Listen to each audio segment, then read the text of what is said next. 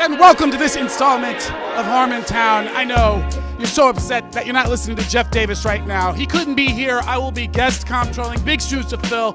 My name is Brandon Johnson. We are so glad to see you again. Let's get started. Ladies and gentlemen, please welcome to the stage Mr. Spencer Crittenden, the Dungeon Master, King of all kings. Fresh from Martin Luther King Day celebration, he's still drunk. Yeah. Welcome the mayor of Harmontown, Mr. Dan Harmon. What can I say? Welcome back. Yeah. Rap. Yeah. Rap. Rapping to the beat isn't easy. George didn't fuck Wheezy. Without some effort, he had to put it in, and he had to get up in the morning, go to the gym, and say, I want to rap today. I gotta put my effort in and make it my way. I'm gonna rap at the top of the show. It's just a thing I do, so you know. Gotta get the energy up. Gotta keep me on my toes so the show is good. What's up? What's up? Yo. Rap. Yo. Rap. Yo. Rap. Yo. Rap. R to the A to the P. That spells rap. At least to me. It's a word that means to rap. Rap. Rapping. Everybody's rapping. Yo. Rapping. Yo. Rapping. R-A-P-P-I-N.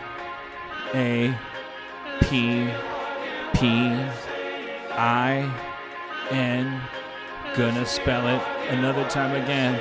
R-A-P-P-I-N.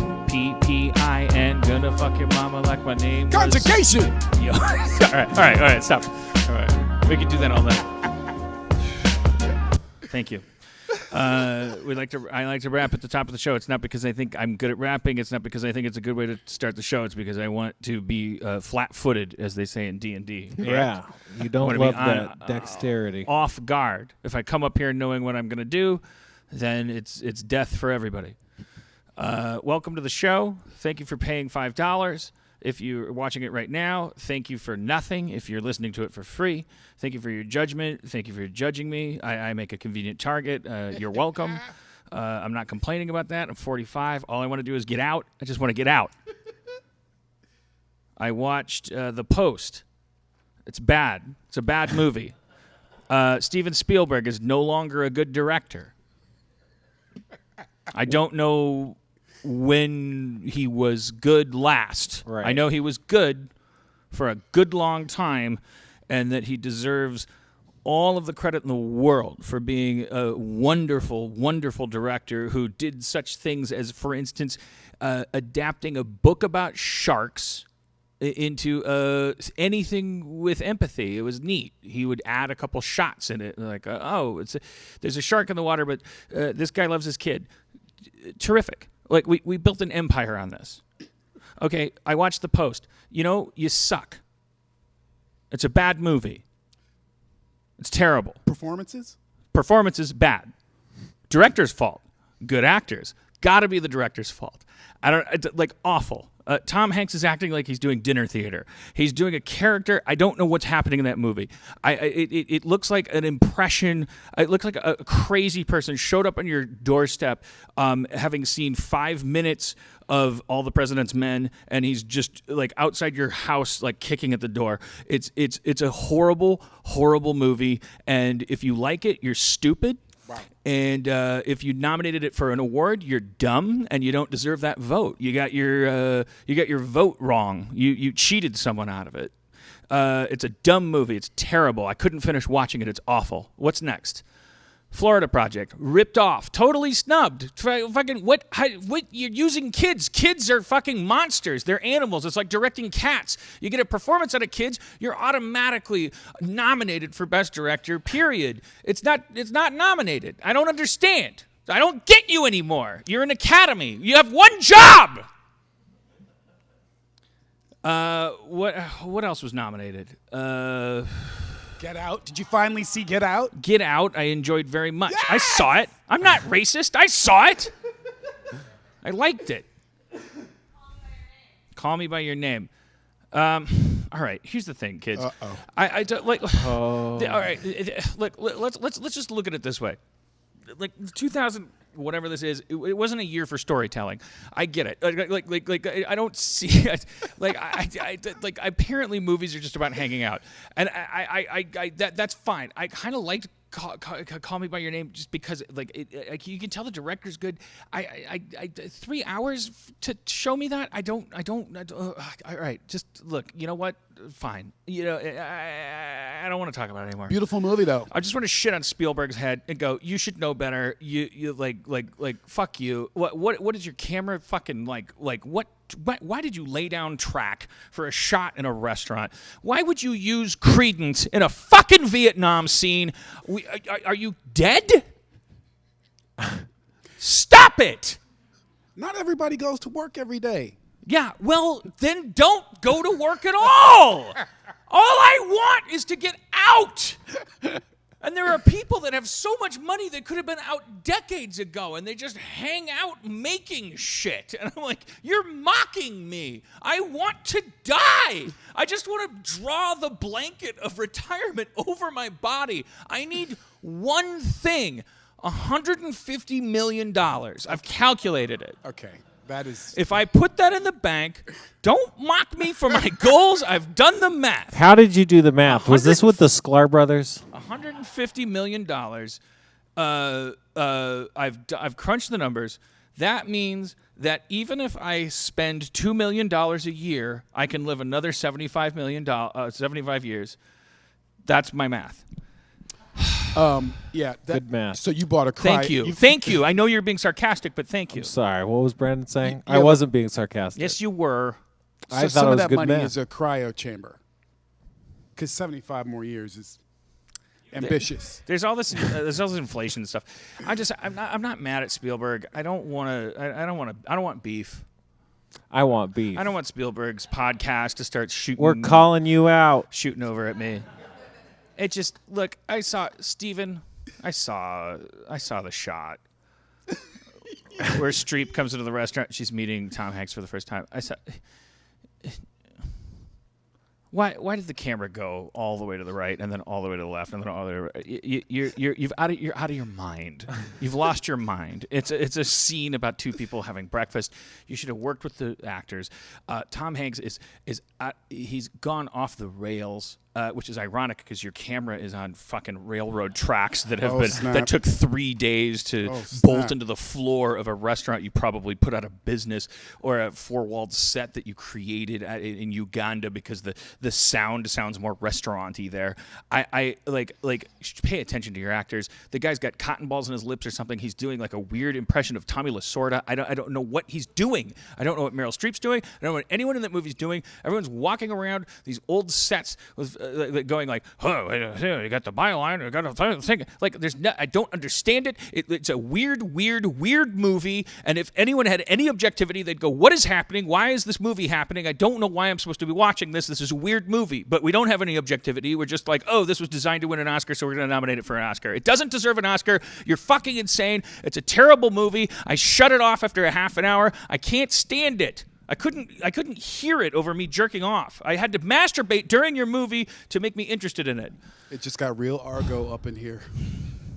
Do you think it is Spielberg's attempt to make a Scorsese type of film? I think there may have been some Scorsese influences on the goals of that movie, because there would be like the people would walk into a New York newspaper office or something, and but there'd be a fire hydrant that would have a leak would spring, and then someone would go, oh, Inagata Davida, and then like it was all like everyone was lit weird with like there'd be like a little girl going like extra, like it was weird.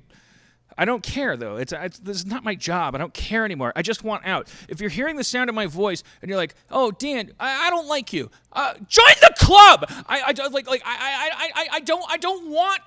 want to be here anymore. I don't want to be talking to you. I don't want you listening to me. I don't want to have an opinion. I don't want my opinion to matter. I just want money. I just want enough money to get a fucking like break.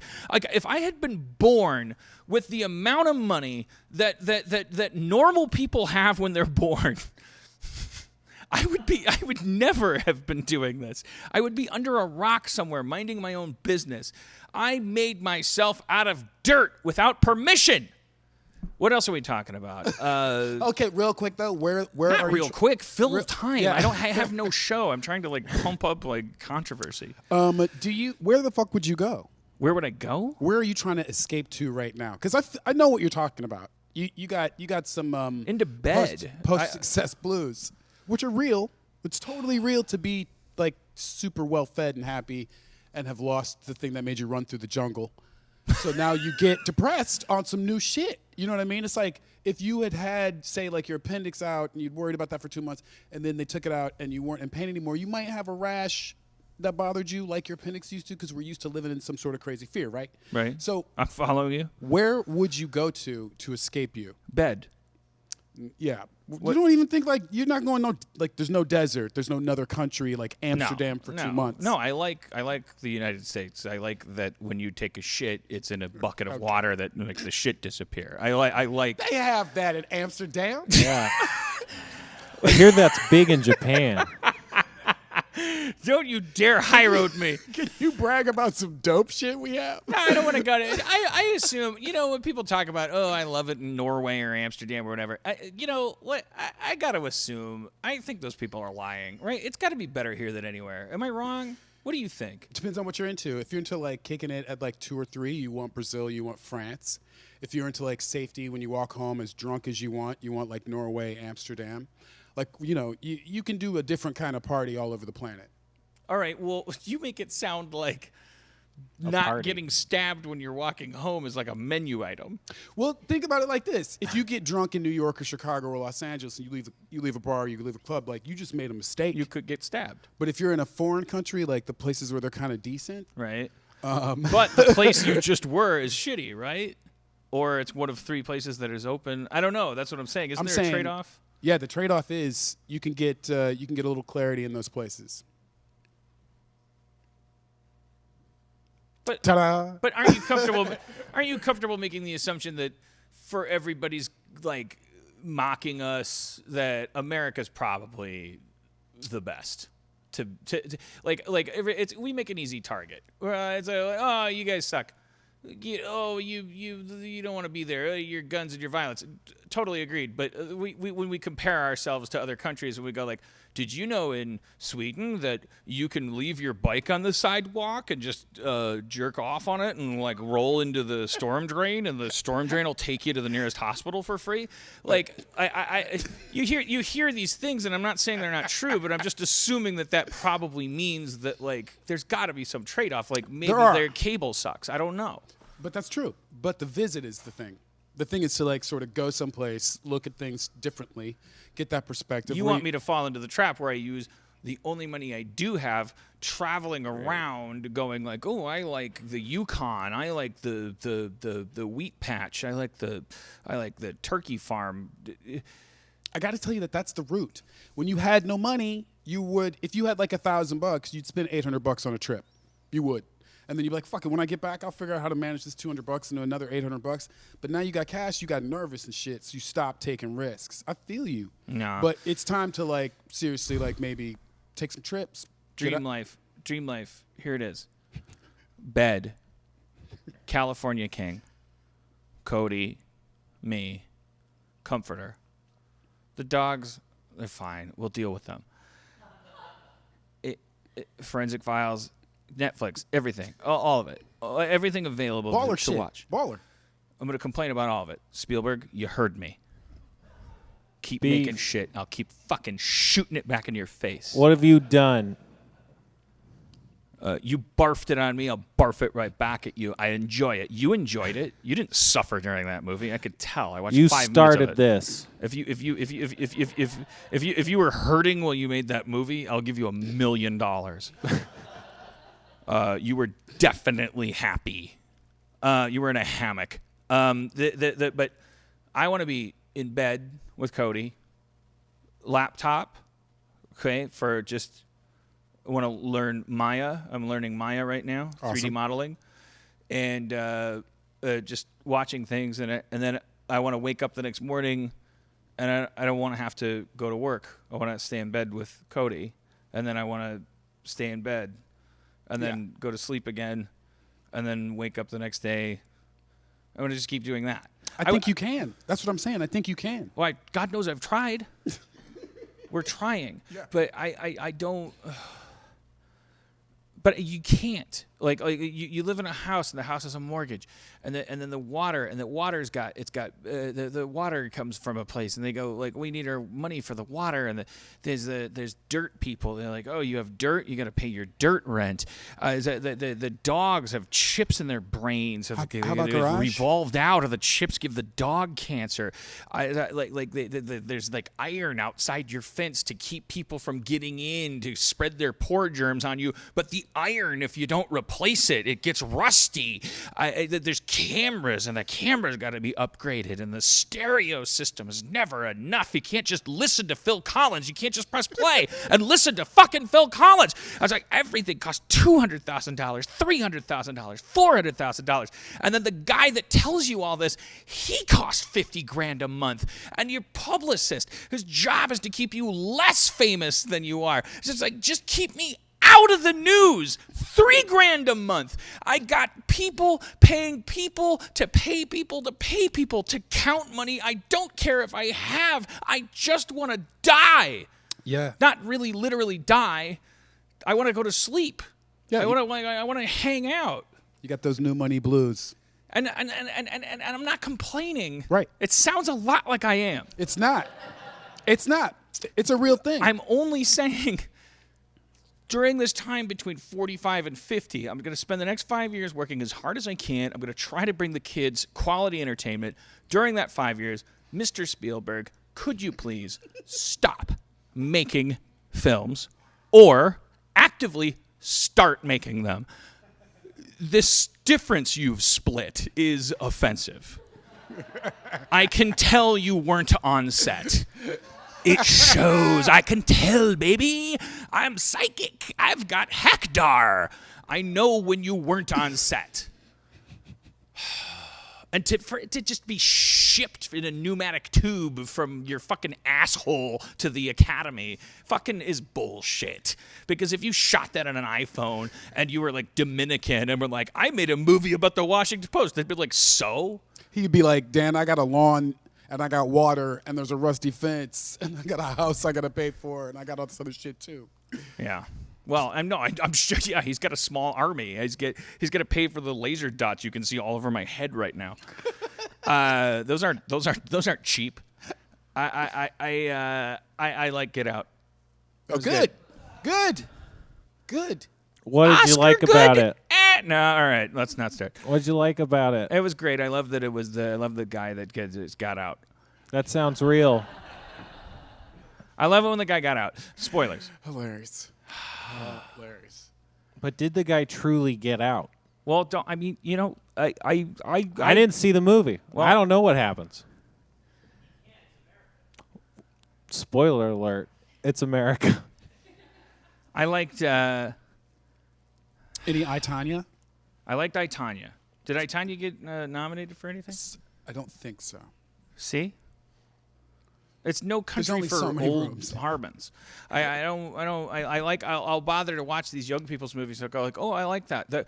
A Florida Project. Oh, well, it's got to be hard to direct a bunch of fucking kids running around. Willem Dafoe, you add him to just give the person a director. What?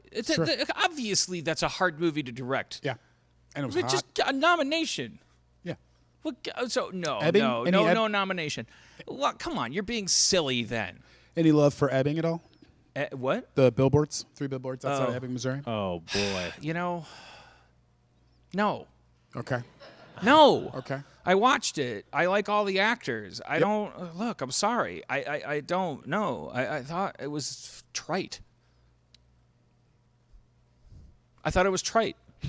Ooh. Oh, Spencer got those booze. Spencer, you loved it. Oh, boy. I couldn't get enough. Those performances. I thought there could have been 2 billboards. Those billboards. Oh, no, I think there could have been 5. Easy. I thought, you know what? Here we go. I don't like that fucking Netflix show about the end of the fucking world. I don't know anything about that show, and I hate it. I don't like the look in that guy's eye. I don't like anything. Name a thing. Try to find something I like. I don't like anything. Olives. Ice cream has its moments. Minecraft is okay. Kettle One. Kettle One's solid. Come on. I was talking about movies. Oh, I mean, yeah. What about the new season of Black Mirror? I haven't seen it. What are you? What? That's the thing. When something threatens to be good, I don't watch it. I haven't watched Atlanta yet. I haven't watched Black Mirror. You haven't watched Atlanta yet? No, I haven't. Oh, I'm man. racist. I'm racist. I'm racist. You deserve everything that happens to you. That show would make you so happy. You would love it for so many reasons. It's right up your alley. You would love that show. I don't want to be happy. And also, don't wait because I don't know that season 3 and 4s and 5s are going to be as good as 1 and 2. Oh no! Oh God! You'll be mad. You'll be like, damn, why did I start to like the show? It got already shitty. Been going 5 seasons already. What am I gonna do? Go? Oh, this show's good, and everyone's gonna go. Oh, Dan likes that show. It doesn't matter. Like what? So you get the enjoyment of the show, and then what happens? I'm trying to tell you to help you stay in bed. Yeah, that's watch some Atlanta. Stay in bed. Forensic Files. The Big Sick. I haven't seen Dan it. loves it. I haven't seen it. He loves it. I haven't watched it. I won't watch it. No, I don't want to. I don't want to stand the chance of anybody making me feel good. I want to drown in hatred. We'll just focus on the part where she gets sick. Yeah, you can watch that over and over. Fast forward to the. I bet she gets sick 30 minutes in. I just want to see the sick parts. I'm really here just for the sick parts. Yeah, no, it's good. It's good you guys confronted me on this. It's like, oh, I'm not actively exposing myself to things that I have reason to believe will be good. So why am I complaining about things that I just thought the post would be good. And Steven, can I call you Steven? I don't think he'd like that. Yeah. I'm pretty sure it's going to be ugly in these streets. All right. Talking shit from Burbank. You can watch The Big Sick on Pornhub. That's what I heard. It's true, you guys. Thank you, Brandon Johnson, for subbing in for Jeff Davis. Yeah. I do the best I can. It's a very, very hard job, but I'm so psyched to be here. Thanks, man. I'm still unsure of whether or not I want, do we want the people in the house to be laughing and clapping or, yeah. No. Well, you don't have to. You can have your own opinion. Right, exactly. Who am I? just sub in right now. I probably should just wait my turn. Okay. Well, I'm going to start my movie. Well, the movie's going to start in Vietnam. Well, what music should we use? I could whip up a nice Vietnam score for you. No, Crittenden. Well, what's that song about running through the jungle? Will you stop it? Stop it. Crittenden, man.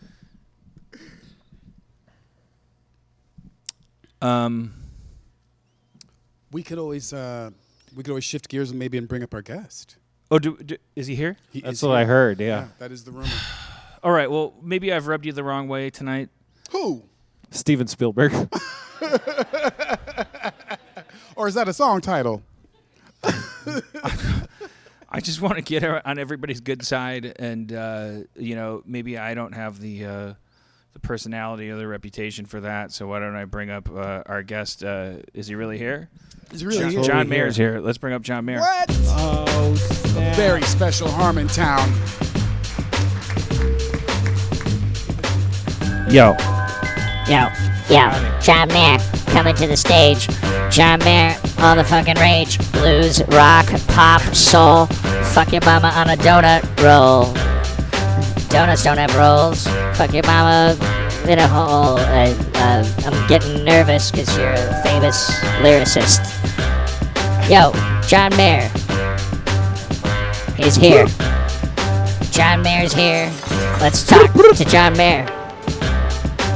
Oh, yeah. I want to be the guy. I want to be the guy who hears the other rapper rap and then, quickly associates other words to shout out. Yeah. As an answer to it. That's the hardest part. I try to do that every night. Yeah, that's what I like. It's so hard. Sometimes I'm like MC Nubs, and it's like the best I could pull out. It's not easy. Yeah, and there's so many rap songs that don't have that. You can go back in time and just add it to all the other songs that are there. And people do. Yeah. And re-release them. Yeah. I do it. I think that we put out a glass for you with a lemon wedge. I got this from my hotel room. All right.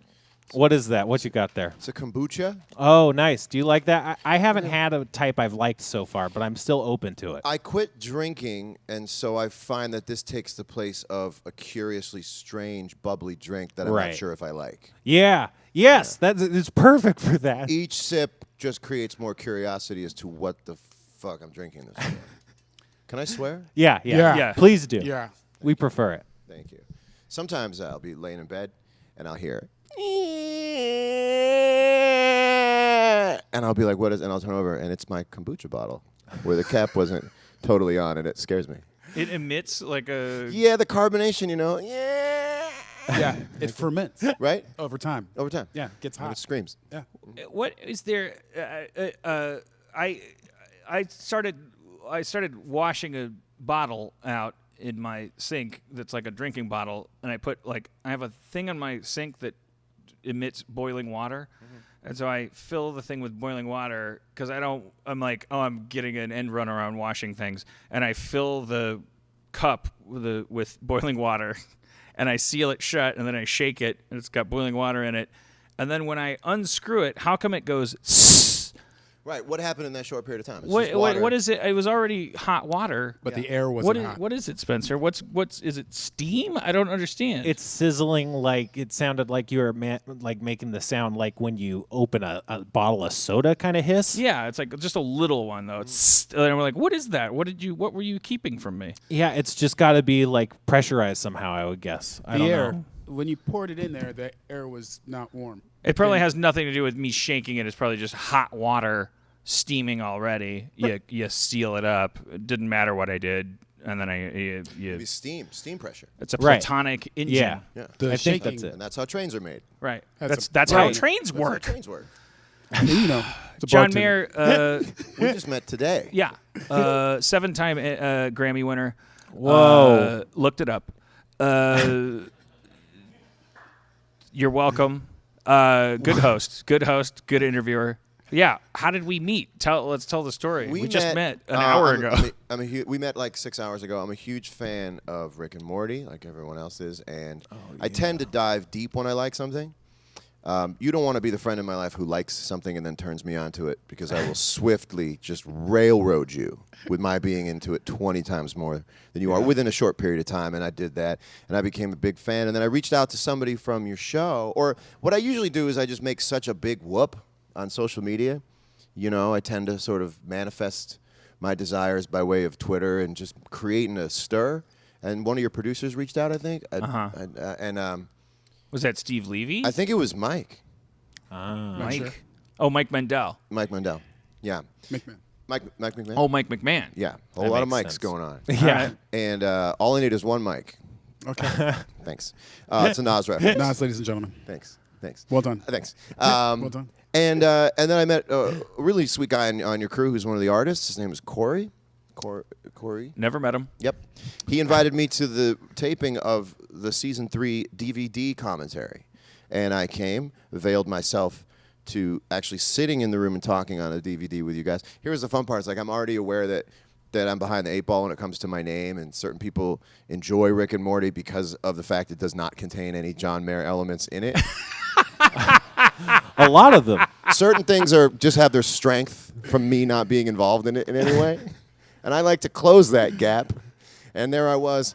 And I wasn't on the first commentary that they did today, but I was on what will end up being the very first episode on the commentary in the sequence of, which makes me look even nervier than I already am. But we got to talking, and I think I found a certain familiarity in both your intelligence and your unhappiness. Yes. Yeah. I mean, it really is true. I had a great day today because I met John Mayer. Thank you. I was like, I'm not miserable, but like, I don't get to complain Yeah. about the things that I have to complain about to anybody but John Mayer. Bring him. Well, no, he goes like, we were No, we like were- standing in a kitchenette eating pepperoni pizza, talking about how hard Google autofill can be, Yeah, I was saying that. how merciless. Well, I don't know that anybody searches. Like, does anybody just Google search a celebrity name to find out what's going on? If it's unless you're the celebrity, like, does Google? Is anybody here like what's going on with Gaga? And just throw in Lady Gaga into the like it's been 2 years. Really? I think. What's happening? What makes that kind of curiosity? Oh, really? Just to catch up? Sometimes. When you're a fan, I mean, I'm a fan of a ton of people, so I catch up. I mean, I was looking at like aerobics icons from the 80s before I got here. Yeah, but that's not by name. Oh, yeah, I guess so. That's a little bit like a where are they now thing. Like Cynthia Karalik? Well, you know, there was like Denise Austin. Yeah. Sure. Jane Fonda. Jane Fonda. Yeah. My mother used to have Jane Fonda, the Jane Fonda LP. You fall down those rabbit holes. Yeah. That's how I discovered the Jacksons. No Because Can You Feel It was the song for the Jane Fonda. And she would say, one vertebrae at a time. Lift it up one vertebrae. Can you feel it? Boom, boom, can you feel it? And my mother was there. Funny way to get indoctrinated into the love of the Jacksons.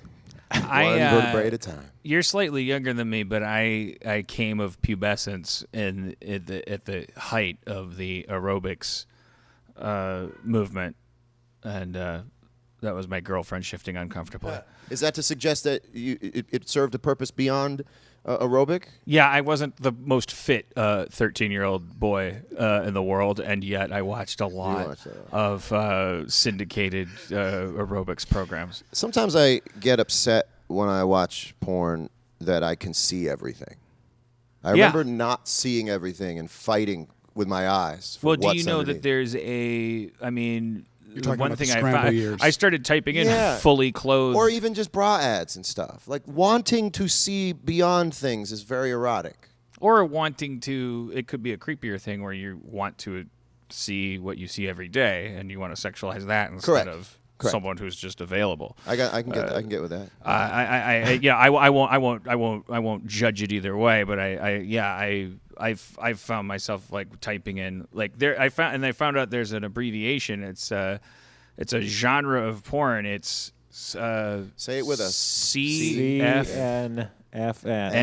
NM clothed female nude naked male. That's what it is. I don't know why the guy has to be naked. That's not on my. Because it's humiliating.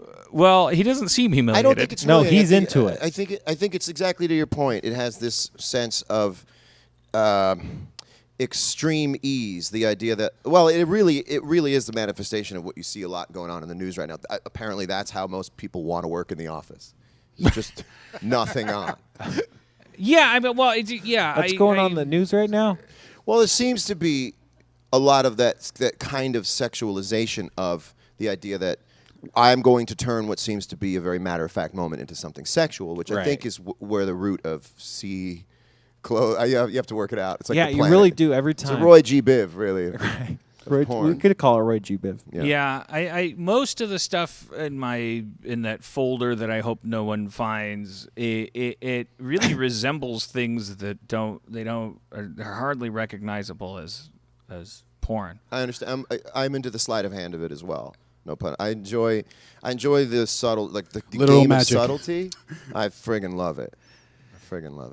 All right, well, let's pull back out to the bigger picture. Mm-hmm. Fame, the difficulty with it. There was a certain point where it's like, you got to come on the podcast and we got to have this conversation because why? I don't know. Because I'm a narcissist and I don't want to continue to have it privately because I might accidentally make a friend. I just want but it was like and we were both like, as long as we don't take a woe is me stance, it would be really funny to talk about like how. I think there's a lot to work with in it, as your therapist might say. There's a lot to work with here. Follow that thought. Do you actively are you in therapy? Yes. How long have you been in therapy? I've been in therapy for years, but my current relationship of man versus therapist has been since like 2009. And I don't really think about it in the overall machinations of fame the way you would normally think about it. I don't really have that ad hoc relationship anymore with the world. Like, I am subject, thing I do is famous. I think I've sort of particleized it in a good way, like over time with kind of going up and down so many times, or changing my name, or musically changing my name. I feel like I carry like 6 musical passports. And like the perfect backdrop for this is that as we speak, like the Grammy after parties are taking place in New York City, and I'm not there. And that's something. That's a thing. That's a thing. I put a record out this year. I made a record and thought that when I was making it, there's no way this can't hit. And that's what you're supposed to think when you make something. Don't you think that when you're making something every time that it's going to hit? Yeah, but I want to make sure that we can connect our because not being a musician, I just want to make sure that we understand what we're talking about, because like me putting something out versus you putting something out can be a totally different thing. Yeah. Not being at the Grammy after parties in New York means very carefully not invited, didn't attend, or did not get nominated, didn't break through with my record. And I find that actually, like, I used to find it really sad, and now I find it really empowering somehow or another. I feel like it like drives me pretty hard. The idea that at least that's taken off the table, not to put words in your mouth, but this is where I'm trying to find a parallel, like stop me when I diverge. I'm from greedy, you. and I want to go to every party. Right. I'm greedy. I want everything, every possible way I can have it. I want both obscurity and also great mainstream success. Yes. I want the power that obscurity has, but I want the adulation that mainstream success has. And I find myself bouncing back and forth between those two needs, always a little bit upset in the middle of those two things. You take the obscurity a little personally. Makes sense. If you're not nominated for this, or this didn't hit that, or this charts, as much as you know as an intellectual person that these metrics mean nothing. You know you're supposed to know that. Your therapist knows it. You've arrived at all these things. You're a grown man. You get all that stuff, but and then it gets visceral because you're on Instagram. And then something happens that triggers you. You go, oh, people don't like me. I'm not approved of. I'm not. And you're like, I don't need that goal. I don't need that goal. This is a great opportunity for me to now not be liked. Now, if you want insight into the world and how the world must work, look at what I have. And now I metabolize success so fast, and I know this about myself. I can't hold on to it, but I have a lot of it that I could point to if I needed to. I'm sure it's always at work. Whether I realize it or not, I'm sure the defense mechanisms of great success are always humming along, even if I can't hear it. And then I say to myself, if I feel this way, if I feel a little beat down today by this thing, imagine how someone who is 22 feels, who doesn't have anything to their name. That must make them like a straw house in the wind of that stuff. If they grow up in an environment where they need the likes and the Imagine that. My heart breaks for that. Like I did this. I sat in the interim between Craig Ferguson and James Corden doing Late Late Show. I did a guest host thing for 3 days. I did Wednesday, Thursday, and Friday, and I literally cried on Thursday night. It made me cry because the question, and this might sort of overlap into television, and I asked one simple question of the world: is it any good? Was I good? That was the question. Was I good?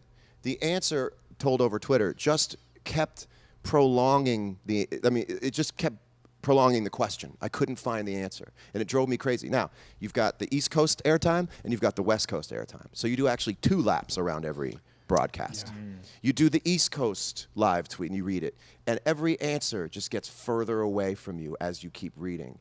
And it drove me mad because I couldn't answer the question. And then I realized retroactively, this is what the friends I've had, the girls I've tried to love forever, like this is what people in this industry have to deal with, is this ever escaping answer to this simplest of questions, which is, did anybody like that? Yeah. That's the only question. Am I a good primate? Did I do good? Are you ever going to kick me out? Will you just set me up in a branch of this tree where I can chill? Because you get early encouragement for doing special things. Yes. And before you realize that special things are special because they're not normal, and you eventually enter a world where you realize that those special things, they're not that special. You're just being normal. Like they're not that special. They're not so special that you can be an asshole. They're not so special that someone else isn't better at it. They're not so special that it's definitive at all. They're just special enough that your mom says, "I love you," when you do it. And it might be sewing a fucking seam. It might be your eyesight is better than 20/20. It might be jumping over a bush. It might be catching a ball. For me, it was reading and writing. I was reading and I was writing and I was reading and I was writing, and like it's like you start, you're just like you're swallowing this thread, and you're just going along it, and you're going, and it's all too late when you go, I don't want approval anymore. I want safety. I want comfort. And then you look around and go, oh, I don't have as much safety and comfort as someone whose mom patted him on the head for being a mailman. Well, I would amend that a little bit for me, because I have... By the way, I lost what I was trying to say in the I middle tracked and you. started riffing, and I totally... it all fell apart. I tracked it the whole time. That's the scare. You're so bright. You can even I wasn't fishing articulate- for that, John Mayer. You're so bright, you can even articulate stuff you're not even thinking. Don't say my mind is a wonderland. I won't let I you say won't it. have it. I won't have it. You're not an expert on it, and if No. you say it, it won't No, be a no. quote that I can take to my grave. Don't say my mind is a won't. wonderland. I won't. I won't sing it to you. Okay. But I have fans. I have music fans, and songs are repeatable. People live inside them forever. So I have that part of it, and I feel stable there. However, most of my childhood upbringing, I've decided it's redacted.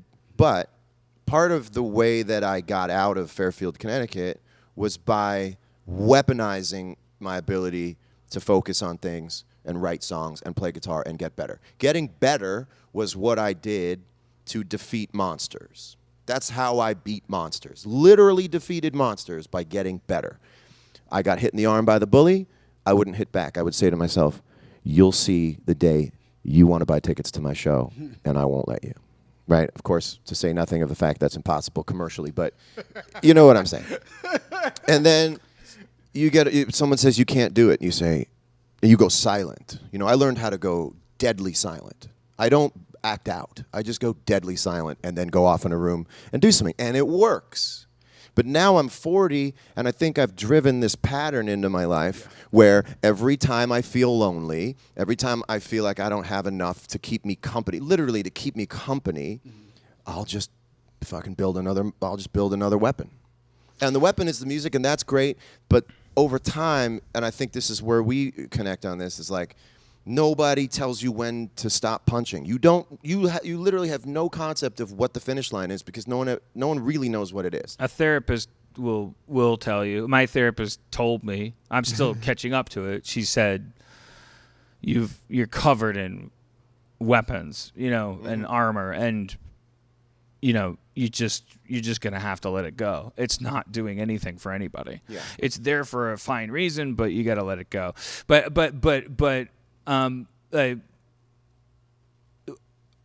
I get the sense from you that, 7 Grammys, you're John Mayer, whatever, man. No, I'm kidding. One day I'm just going to get to John, but I understand we're at first name, last name. I correct me if I'm wrong, because this is it sounds like you're at least willing to admit that you're scrolling through comments and you're looking for. You may not be looking for validation there, but you're like, yes. It's like a ticker. And I'm very curious, just in your inner clockwork, when someone tries to take a shot at me, they can say you're fat, and I'm like, yeah, I mean, that just means I'm twice as talented as I'd have to be if I was thin. They say you're untalented, and I'm like, it doesn't. Yeah, it goes it's like blink. I'm like I want to say to the kid like that is where Batman's chest plate is. Like you don't like are you kidding me? You heard my name because this is what I do. Like I cannot be killed there. Right. You could dynamite that chest plate and there wouldn't be a heart behind it to kill. But then there's this, but it's like there's other shit that fucks you up, right? And it's weird because like someone could call you untalented and you could know it, and it's like and go like, oh, I'm not worried about being untalented. Yeah. I'm John Mayer, but what I'm hearing you say is that there is shit that it's like because I won't stay still. So because I don't like a unanimous vote. I don't like unanimous votes. It took me 40 years to realize I don't like golf claps. I don't like agreed upon 100% approval. For some reason, things go invisible. It's not very punk rock. They just go invisible in my head. Your nightmare is obscurity. Yeah. It hurts. It hurts to be part of the woodwork. My nightmare. I'm not saying you are. I'm saying that's your nightmare. Not obscurity. No, I like obscurity if there's some depth to it. My nightmare is being placed off to the side where everybody goes, got it. He's indexed, labeled, barcoded, right. RF labeled. We know who he is. Off you go. That to me, I can't. I feel like I disappear. And so what I purposefully have done, I think now I can look back on it with some clarity, is diversify so that things can never get that way. I don't know why I do it that way. So the only reason now, if I went and played a show and came back, you're right. Nobody could say that I didn't know how to play the guitar. But it's the fact that I'm trying to diversify into situations that are so foreign. Like, how do people feel about me hosting a talk show? You know, I'm going into such enemy territory that I think... The Dave Chappelle moments. Yeah, the stuff with Dave Chappelle. Going off and doing a tour with Dave. You know, after enough times of getting thrown in jail, you have to say to yourself, there must be something about the clothes in here that I like. There must be something in here that I like. I mean, I'm taking that look at myself at 40. Like, take a look at the patterns. When things go well for you, it's like your hand disappears. And you start going, where am I? And you do these things as markers to feel as if you matter in the world because you're trying to Houdini into new stuff. Is it an oversimplification to say, okay, our families, God bless them. Let's not call them good people, bad people. Let's not blame them for anything. They weren't they weren't paying off the credit card bill. Maybe they gave birth to people with bigger needs that they could fill. But in any case, everybody that I talk to that in our line of work in general, they seem to come back around to their early memories of the parents weren't filling the bucket. And then company would come over, and all of my friends were the kids that would run out in their pajamas, and they would make an ass of themselves, and they just loved. Is it attention? Is it an oversimplification to say that what you're talking about is that attention is needed? I'll take you one deeper. Distinction. I need distinction. But distinction is defined by strangers or not? Because it seems like you could be in your garage knowing you're distinct. You have trophies and the ego and the self-confidence to know. You could sit on a desert island and know that you're better, that you could win a guitar contest.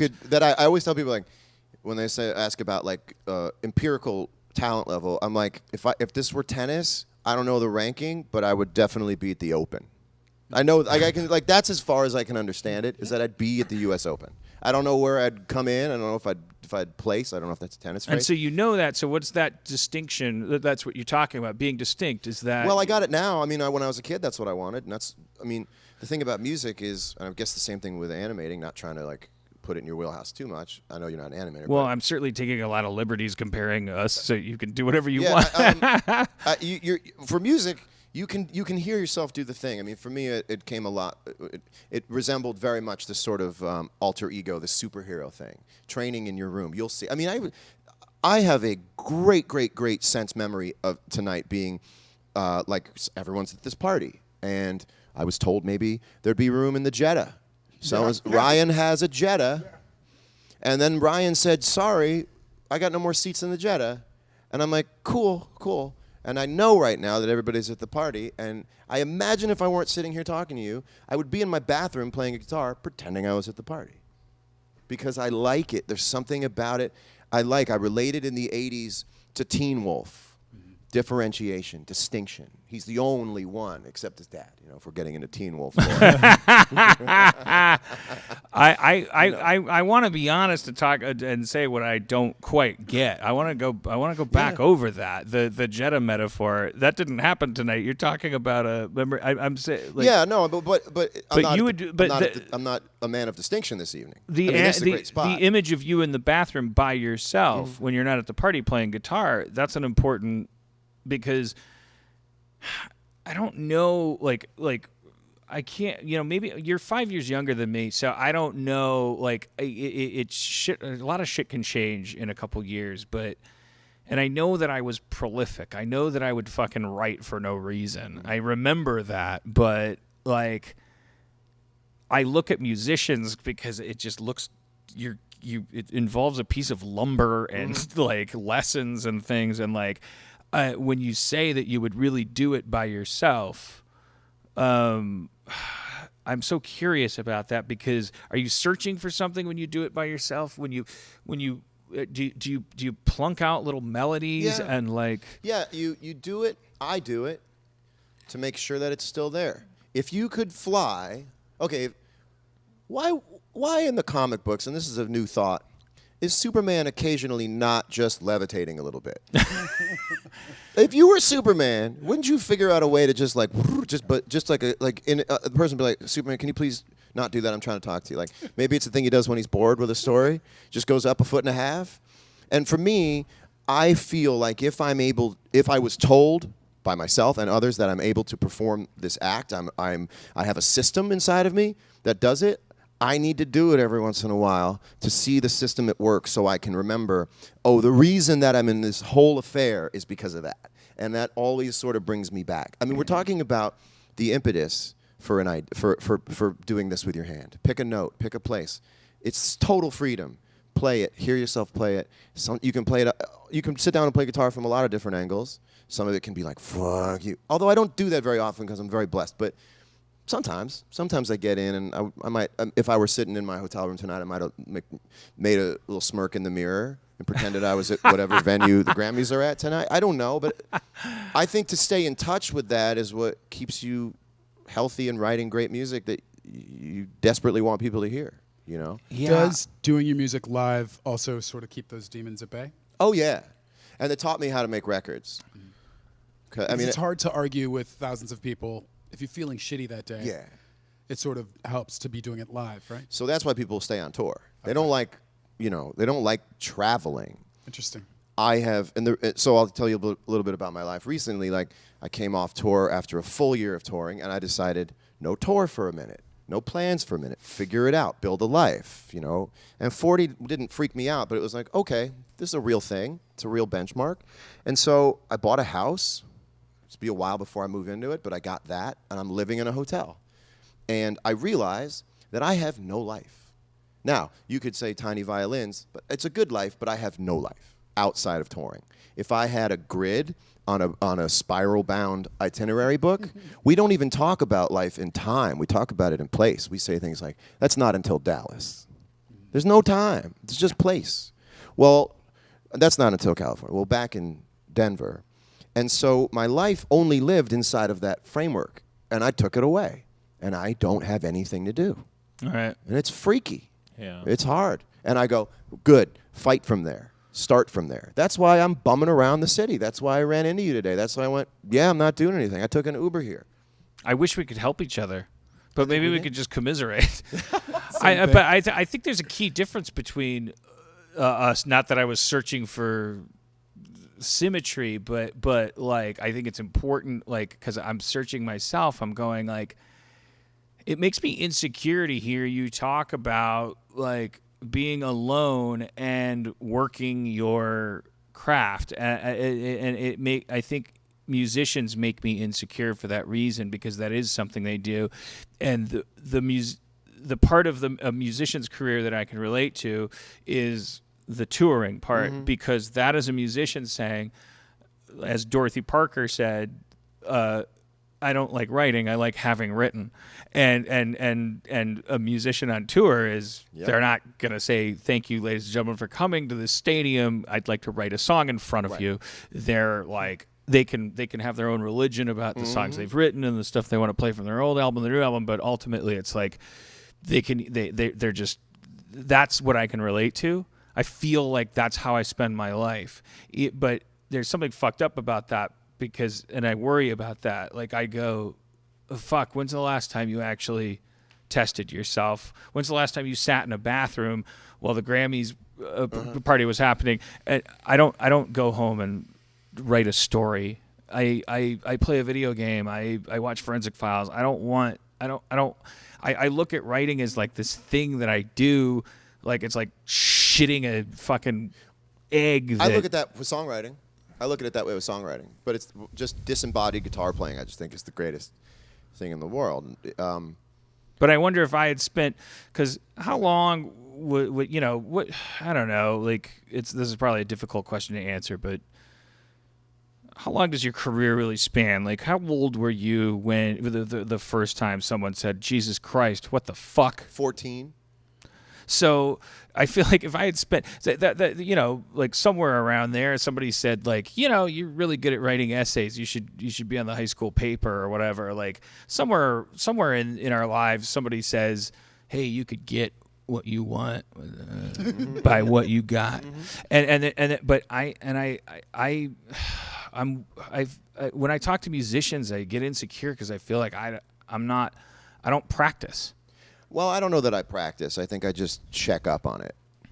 You know, I mean, you're talking. But you write practicing. songs. You talk. Dan, You have watching conversations. You going out and sitting in a coffee shop is practicing. You literally just practiced for the last 5 minutes straight. That Well, was maybe just that's riffing. that's why this, you know, maybe. Yeah, But I think this is that. I go and do it to make sure that it's still there, because if it's not, I have my entire argument for life has failed. Like someone said to me one time, great lady worked in publishing. She said to me, John, can you imagine being famous and knowing you're not talented? And I just went, whoa. And I'll never, it just put the fear of God into me. And when things get a little pear-shaped, or they get, or it's not even anymore like But things I don't are think. too intense. Do you think anybody famous knows that they're not talented? Yeah. Those people would be self-actualized. Like I think fame makes you feel. That's a really good question. Where is the awareness? Yeah, I mean, well, I if I can't figure it out, You could know it for them. Then how could an untalented person figure You it could out? know it's for them. If everyone is chanting at you, Donald, Donald, Donald, I don't riffed think a that name, you don't think you'd be that like, other well, I stuff- must be good at something. I I'm don't good know. at getting people to shout Donald. At I me. think the entire. But then nobody else that you likes you. That's how you know. Yeah, but So I if think you're we're like, talking. Are we that's talking funny. about like Smash Mouth or I don't know what? I don't have enough musical. You could, if you told me Smash Mouth's fucking great. Fuck you, you snob. I'd be like, okay, John Mayer. But I just meant like Still both names. bands that like come in out of nowhere or whatever to keep it in the musical realm. Like, and they're like, oh my god, they're amazing. They got a hit on the Billboard charts, and like we all go, or like my music snob friends go, they're not shit. They're not talented. That's 3 power chords or whatever. Mm-hmm. Do you think those guys are like, they know they're untalented? I don't think they know they're untalented. I think they're like, holy shit, we fucking hit I it. think we're talking about varying degrees of knowing you're untalented. Right. I think they're all shades of the same thing. By the way your mind works is very interesting because it's kind of like a wonderland, and you don't need to say it. But I want to give you. But if you say it before the end of the show, I will. it'll be a quote. I will. Is there a drinking game going on tonight? No, where if I it's just more of an achievement on my end. Can I do it now? We can get it out of the way. If you look, I didn't fish for it, but if you Do you wanna find it say interesting Yeah, that you I didn't could be? fish for it at all. Do you find it interesting that a singer is just like not singing right now and is just talking? Like the same in here is the ability to sing at any moment, and I'm not. I'm just talking. Have you thought about this before? I've been thinking this whole time it's pretty weird how he's not singing. You know what I mean? No, but when you're around a singer, you're like, that singing voice is not doing its thing. It's just talking. I guess I hadn't thought about that. Oh, I think about it all the time. Are you right now thinking it's weird that you're not singing? Now I think it's weird that I can sing. I'm just not singing. Yeah. You know what I mean? A more naive person would think you were teeing up a kind of No, I musical am. number. I am. Okay. Because when I do, it'll be fun. He'll be like, "That's right. That was in that guy's throat the whole time." Well, what do we do? So here I am talking. I'm a person who's talking, and at any moment that I want, I can go, "Your mind is a wonderland," and then all of a sudden, I just start talking again. But people wouldn't know that you were talking about me. So if I was in the lyrics, See, this is Okay, it's a lot of cadence here. Dan Hold on a Harmon's- second. yeah. Dan Harmon's mind is a wonderland. well, you kind of said the Dan Harmon part. Dan Harmon's mind is a wonderland. Okay, well this that's is yeah. yeah. You don't Thank have you. to take notes. Look at my face. Thank you. Thank you. That's And I'm talking, and I'm singing, and I'm talking, and I'm singing, and I'm talking. Isn't it strange? I think it's kind of strange. It's weird. I could do it at any moment. I just choose not to. There's a Yeah, little it's a- Robert Klein in it. Little Robert Klein. What are the things that hurt you? Like in terms of this cloud of people, you know, like I get the sense from you that I don't know. I like what are the adjectives that you wish? Forget about whether or not you've come to terms with the fact that you can't control other Right. people, but like what are the adjectives about you that get used that really sting? Womanizer, douchebag, you know, like anything from the past. I find that right now, especially with the ability to consolidate tons of information really quickly, the blind spot is how we deal with past. And I think everyone should be allowed a past as a blanket statement, right? I'm not defending anything overall. But things as they exist in the past is the sort of that's the gun to my head in the hostage standoff between my happiness and feeling like I got to dig out of a hole. And I find that the internet is fantastic at compiling a dossier on you that fast with one comment.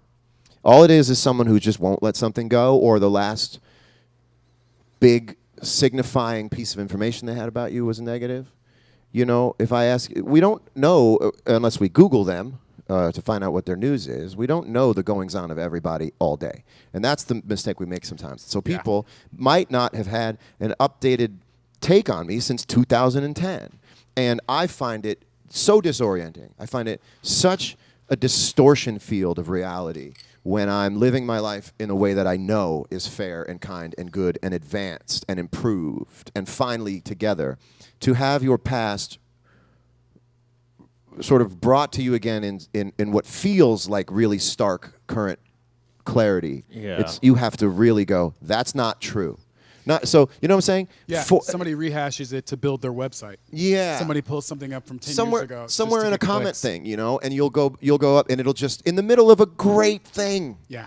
Yeah. great picture and a great thing, and having a great moment.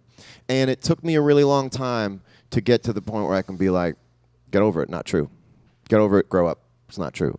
But that's how you can get me, is show me what feels like a threatening reemergence of my past.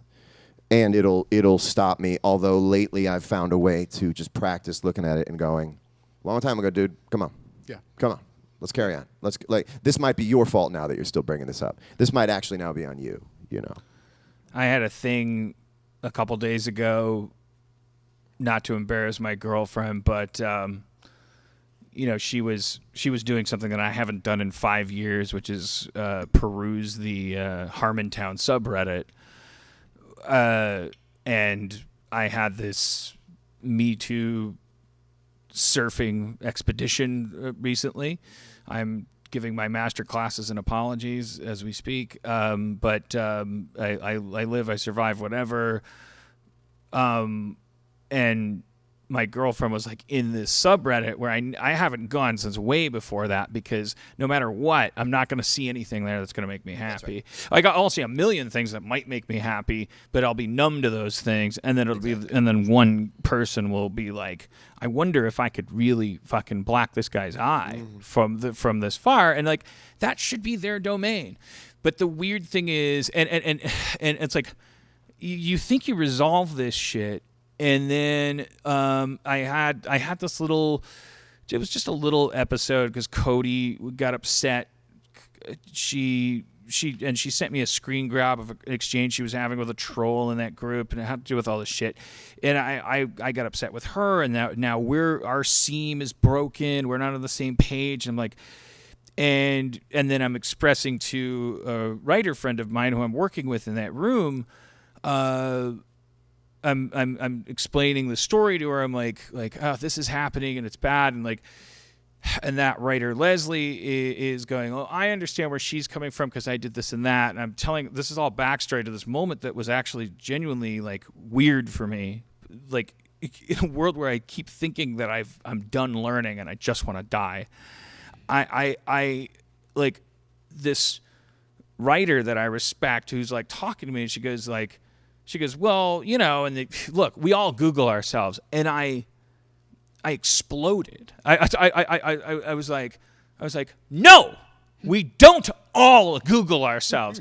I literally cannot Google myself. Do you understand? Do any of you people understand what it's like to be unable to Google yourself? Yes, I do. It's a guilty pleasure for you when you wish you were famous, when you hope maybe, when you think about how shitty it might be, when you get to the point where you are choking on your own name, when you don't want to see your own face. I do not Google myself and have not. Stop putting me in that drawer. And I wound down. I'm like, oh shit, I got unresolved shit. That's like when somebody accused you of masturbating as a kid and you really weren't. Yeah. Yeah. And Yes! You know what I Especially- mean? Yes, John Mayer. Yes. Yeah. That's my entire childhood. Yeah. I jerked off so many times when no one said No anything. one said it. And then I spend too long doing my own laundry, and I come upstairs and my mom goes, reading Playboy magazines much? Stop! Get out of my pants! I was drying my clothes. exactly what it is. You want to know when I jerked off? It was right behind you. Yep. Right behind. But yeah, I can't know. But it was the weird thing is that I just jumped on this woman because she was accidentally confusing me with someone who Googled themselves. I quit Googling myself. I think a lot of celebrities have quit Googling themselves. It doesn't offer any really good information. It gives you a really bad cross-section of what's happening. It's like you're not really pulling out what's really in the river. It's when you only put the your name money-making headlines. Yeah, and it's a those- weird- Who knows what the fuck the river is, though? Well, now that's what I want to make sure we talk about before whenever this thing is over. You made it sound a little bit like you're not enjoying your... No, I am, but so what I do now is I haven't Googled myself in 3-4 years, but when I told you this today, when I want to see something specific, a certain guitar that I'm coming out with or something, I'll put the name of the guitar in first and then my name because I can't even bear to watch the autofill happen. Yeah. So, and if I do, I just go John Mayer PRS guitar because I can't see what comes up like that. It might be one of the words that I've mentioned. I don't know if I've shaken the Chevy Chase syphilis from my autofill or not. I don't know. Well, that's because I won't look. I will literally. People think I'm joking. I'll close my eyes if there's some reason for me to close my type eyes. Dan. Because and this goes Go back like to the that past until I thing. finish typing. What should fucking happen online is that every year, everything that had ever been posted to the internet that is not sort of textual in a reference sense should blur. Every year, it should blur 10%. So that when you see an old story, when you see someone's old point of view, you can go, yeah, but it was pretty blurry. I couldn't make most of it out. Because that's what happens in people's minds, in their hearts. Things blur over time. Yeah, and I feel compelled to stop here and go, by the way, it's because I just, we're not complaining. We're not saying woe is me. We're not, we're talking about an island that you don't even know if you're listening, whether or not you want to get there. And I never signed up for I guess I always just thought the more attention you get, the better. The more MySpace friends you have, the better. Every metric is just well, you want more and not less. I want to go back in time and go, no, I'm artisanal. Right, I want to squeeze it off and go don't know me. I don't want strangers to know my name. Well, I do. And I think it's important to square up with that. And I think it's also important for anybody watching who's a fan of either of ours. I think the one thing we haven't sort of laid out is to what extent do we wrestle with this every day? We haven't really given people context as to what fraction of our lives do we deal with this. This is a very small. I want to say that I am magnifying a very small experience. It's 15% of the experience, and most of it I almost want to say to the world, like, don't worry, I'll handle it. And it's really handleable. Right. What I find is interesting and sort of universal is how much we hand off to this voracious sort of invisible boa constrictor that just keeps consuming our thoughts that don't have a purpose. Like waking up, I know you do the same thing. You wake up and you read Twitter and something seems to you to be so cognitively wrong. Not a bad opinion, not a bad idea, but cognitively, empirically wrong. And you stare at the blinds until it's seared into your eyes, the slats of light. And you haven't even gotten a coffee yet. And you're already trying to go, you're going, fuck, how did we? And you're trying to get out the knot in the necklace that is this whole thing. And the question is, how much are you willing to trade of your life to do that, which seemingly has no real actionable outcome, versus I'm just going to live a life to scale so that I can at least enjoy some of this stuff. And that's certainly what I've started. I came off Twitter. I got to enjoy my life. I feel like what Twitter's trying to do right now are basically like full court trick shots instead of just like, let's just work off of basketball fundamentals. Yep. And every day is a failure to throw the ball off like the McDonald's commercial. And it's like, well, we'll get him again tomorrow. That's really interesting. That's awesome. And I go, why can't you piece this out? And the answer is because there's too many. It's like, why can't you leave single file in an arena if someone screams fire? Right. Because there's Variables. chaos. But you could get everybody out like that if you just went row 1, you're out. Row 2, you're out. Row 3. And so every day I watch the pile-on and I go, no. And it's for things I'm allied with, you know? But I watch the course in which it takes, and I watch it every day. Every day you wake up, it's a possibility that we might get it. And within seconds, you find out, no! And you find out there's people are getting trampled. The only thing that nags at me is how do we know the difference between getting over 40 and realizing that self-care is important and becoming old men saying, get off my lawn. I don't understand why the kids spend all their time online. I think the word that we're trying to get at is fatigue. There is fatigue.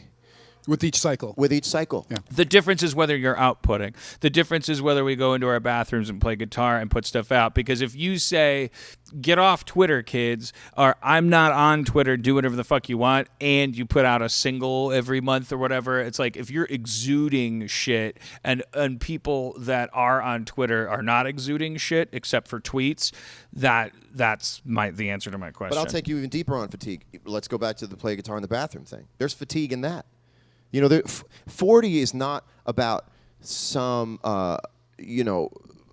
some celebration of ordaining how many years you've been alive for. It's how long you've been doing, how your memory begins the memory of being alive, the access you have. There's a certain fatigue where occasionally I'll say to myself, just about life in general, we still doing this? Yeah. You ever find yourself, you go, we still at this? Yeah. And it's not like we want to end this at all. You just go, Right. we still at this? And the answer is, yep. And you go, okay. Yeah. It's like you see all the days line up and you're like, yeah, I'm at 60,000 of 140,000. Yeah. Just checking in. But you don't even have to look at it in that numerical way. You can just feel it. Yeah. You know, you can kind of count cards without really counting cards. Right, for sure. You just kind of feel it. It's like, we still at this? Okay. What am I about to do? Go make another record. Yeah. Okay. So we're going to fight from scratch to have, yep. Okay. And we're going to come home 3 out of 4 times with nothing, with an empty net. We're going to have to live off of something else that night? Yep. Yeah. We're still at this. Yep. Why? Because It's got to be that way. It Because has it's to all be there that is. way. Yeah. Because otherwise we won't sleep tonight. We can't. It won't work. Like, I have to risk everything. I have to have everyone hate me. I have to do it. I have to prove something to myself. Yeah. And where I think it gets really tricky is in relationship and family. Getting a wife, getting a girlfriend, that takes a certain determination that might not exist in my life like it should anymore, because my determination is taking a natural dip. Testosterone, determination. It starts to just go down a little bit. Old jazz horn players don't play as long a line. You know, That's true. And vocalists do the same vocalists, they don't sing as like, guys who used to burn on the saxophone with Yeah. bop lines for 4 minutes go. And everyone loves them. And everyone goes, that's the guy who used to burn. And I used to burn, and I'm trying to still burn. I think I've got 2 more burning things in me. That's why I want to make sure I do on my I next feel like record. I have one more burn. You in have one me. more way to burn. You motherfuckers wish. You know we don't get to You say wish. that. We don't get to say that. You know we wish we had like 1 or 2 burns, but the truth is the universe, whoever gave us the shit, is going to tell us when we get to stop burning. You're gonna find out mid-failed burn. Yeah. How many burns you got? Yeah. Fail burn. That's my daughter. That's my first daughter's name. Mid-fail burn. Yeah. I wish I could retire. We don't get to, you know the deal. Yeah. You're going to be 6 burns in. Yeah. I just mean like, and I agree. I'm not saying that's not what you're saying, but I'll always be making records. But like burning things, like you listen to like 21 Pilots, that shit is burning. That's a 21, 22-year-old kid who's got Yeah. so many syllables. When you're young, you got syllables. Sometimes I think too much. And I went and I had those thoughts. I wish somebody could bottle the smell. And they like, I had those thoughts. I went that close to And the those wallpaper. are the kids that we send to war and convince to Dark as fuck, hang out. Dan. Their brains are on fire, and we go, fuck you. Like Yeah. you're a child. You need to be. But I did it. I went from welcome to the real world. She said to me condescendingly, take a seat, take your life, blot it out. And we're not even halfway through the verse. Not even halfway through the first verse. That's what happens when you're younger. You burn. You want to go out. You want to drink. Hi, my name is John. Hi, my name is John. And then you hopefully, through those actions, and if you dial them in enough and get enough focus, you go, at the end of that nitro burn, I ended up with a wonderful wife, 3 kids. I got a house. I got a career. I got a thing.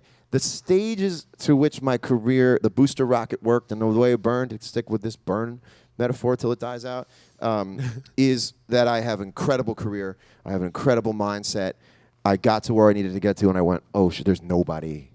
I forgot to pick someone up. You know? Yeah. And then add to that the trauma that everybody feels through the way that they live through their 20s for dating and 30s for dating. And I have that times 100 because I chose in many ways, without knowing it, to do that in a very visible way that in a way my brain is just fried from it, you know. That's the part that scares me. Everything else is a joyride. The part that scares me is that like I might have missed the boat.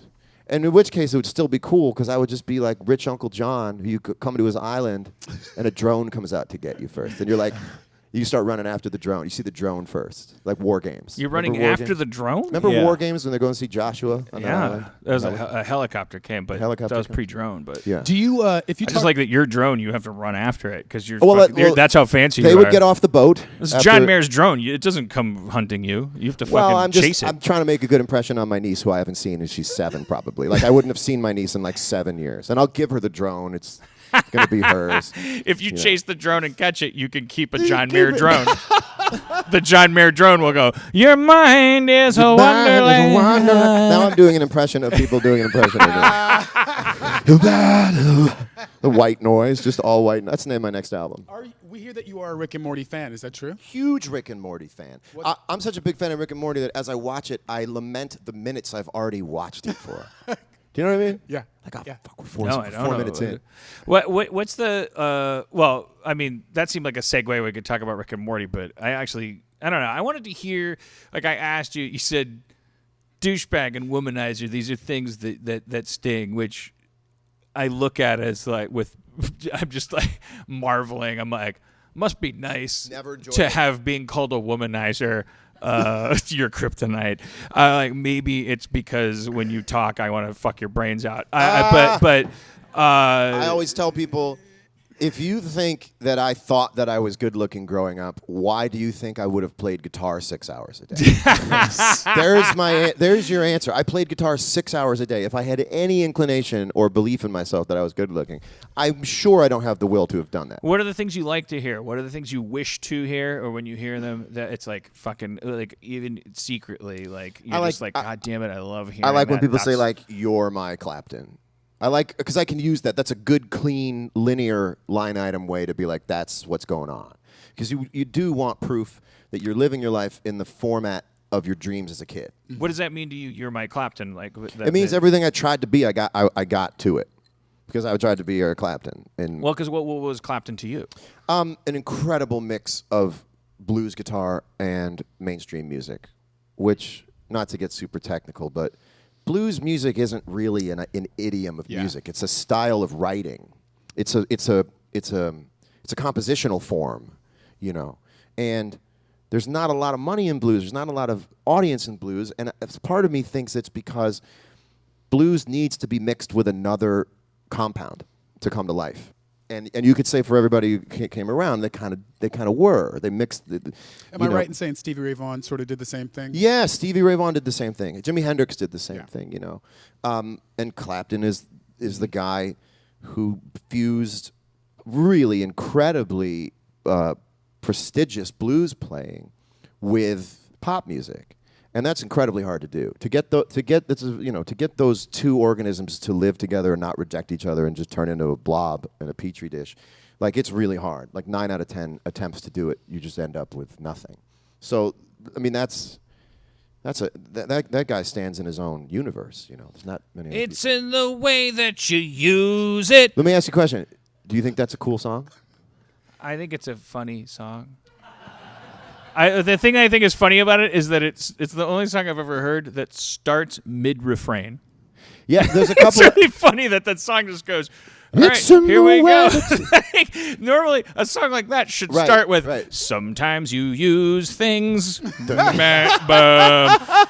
sometimes the way, bum, bum. That was a big 80s trick, though. Sometimes, and then you build and build and build, and it's like, and you're waiting for him to go. But he was just like, I just think it's funny that the needle drops on that record. It's like, 2, 3. It's in the way that you use it. Fuck it. And then they eventually come around to proving that was the refrain. Yes. It's like that's not the verse. So that's the refrain. That came from 80s producer mindset, which was like, gotta hit him with the hook.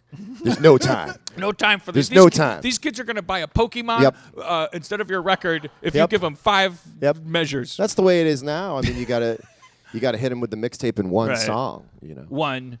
Don't pick up the phone. You know he's only wanted a highway cone. 2. Don't poop in your shoe. I got the rules to tell to you. 3. This is the whole record in one song? No, I don't know. I was just thinking of like you gotta get like that song. It reminds me of a BuzzFeed article. It's like. Oh, it's like a listicle song. Yeah. I went skydiving in an airplane. That country has that a lot. Here's 6 ways to lose weight by Friday. Yeah, like I would make it up and it'd be like, I went skydiving, I went mountain climbing, I walked 50,000 miles across the land. We're only halfway through. I swam across the river, I walked across to get her, but there's one thing that I'll never understand. And then a completely different word, phrase that just like lands like unbalanced into the title. Yeah. Well, I don't know why you're not a bun for my hot dog. That's right. Yeah. That's right. And you're like, wait, what with the mountain guy? Why would you climb a mountain? How do we get there? Well, this was just misdirection. Yeah. And at the last line, it's like, but check your back pocket. That's right. I got your wallet. Who's taking your wallet? I'll mix your metaphors, darling. I'll mix them better I wrote a line one time. It was just I couldn't handle it. I wouldn't put it. You're like a metaphor I've never heard before. And I went, that's so cyclical because no one really has heard that metaphor before. And if you wondered, does John Mayer have a theoretical limit to how poetic something can be? Yes, that will never make the cut. There it is. Yeah. I thought in Your Body's in Wonderland. I know it's like, oh, it's your hit, and you're not like, oh, it's also I'm most proud of it. But I did think the verse where you compare, where you say your nipples are like Epcot Center. It was I pushed it. I think you're pushing the metaphor. Yeah, it's like you didn't have to go through every part of the body and compare it to a theme park. Your toes are like a quick pass. Yeah, your toes are like little shrimp, and then I said you have a langoustine pinky toe. I just if you love a woman, just tell her you love her. A lot of times that's good enough. When you love a woman, that was a direct response to your body as a wonderland. Brian Adams wrote, "When you really love a woman," as a way to tell me to shut the fuck up in your body as a wonderland. You don't have to write a cheesy song about how body parts are like rides. 'Cause when you find yourself lying helpless in her arms, you know you don't need a stupid song. And I'm like, man. Your vagina's like the haunted hotel before they were using it to advertise the Eddie Murphy movie. Your vagina's the classic version of that. I've got a fast pass to your titties. So I'm going to eat at your naval restaurant. You had that cadence. I take a fast pass to your titties. It was very Western. I took a fast pass to your titties. I'm curious and about the slow bow to.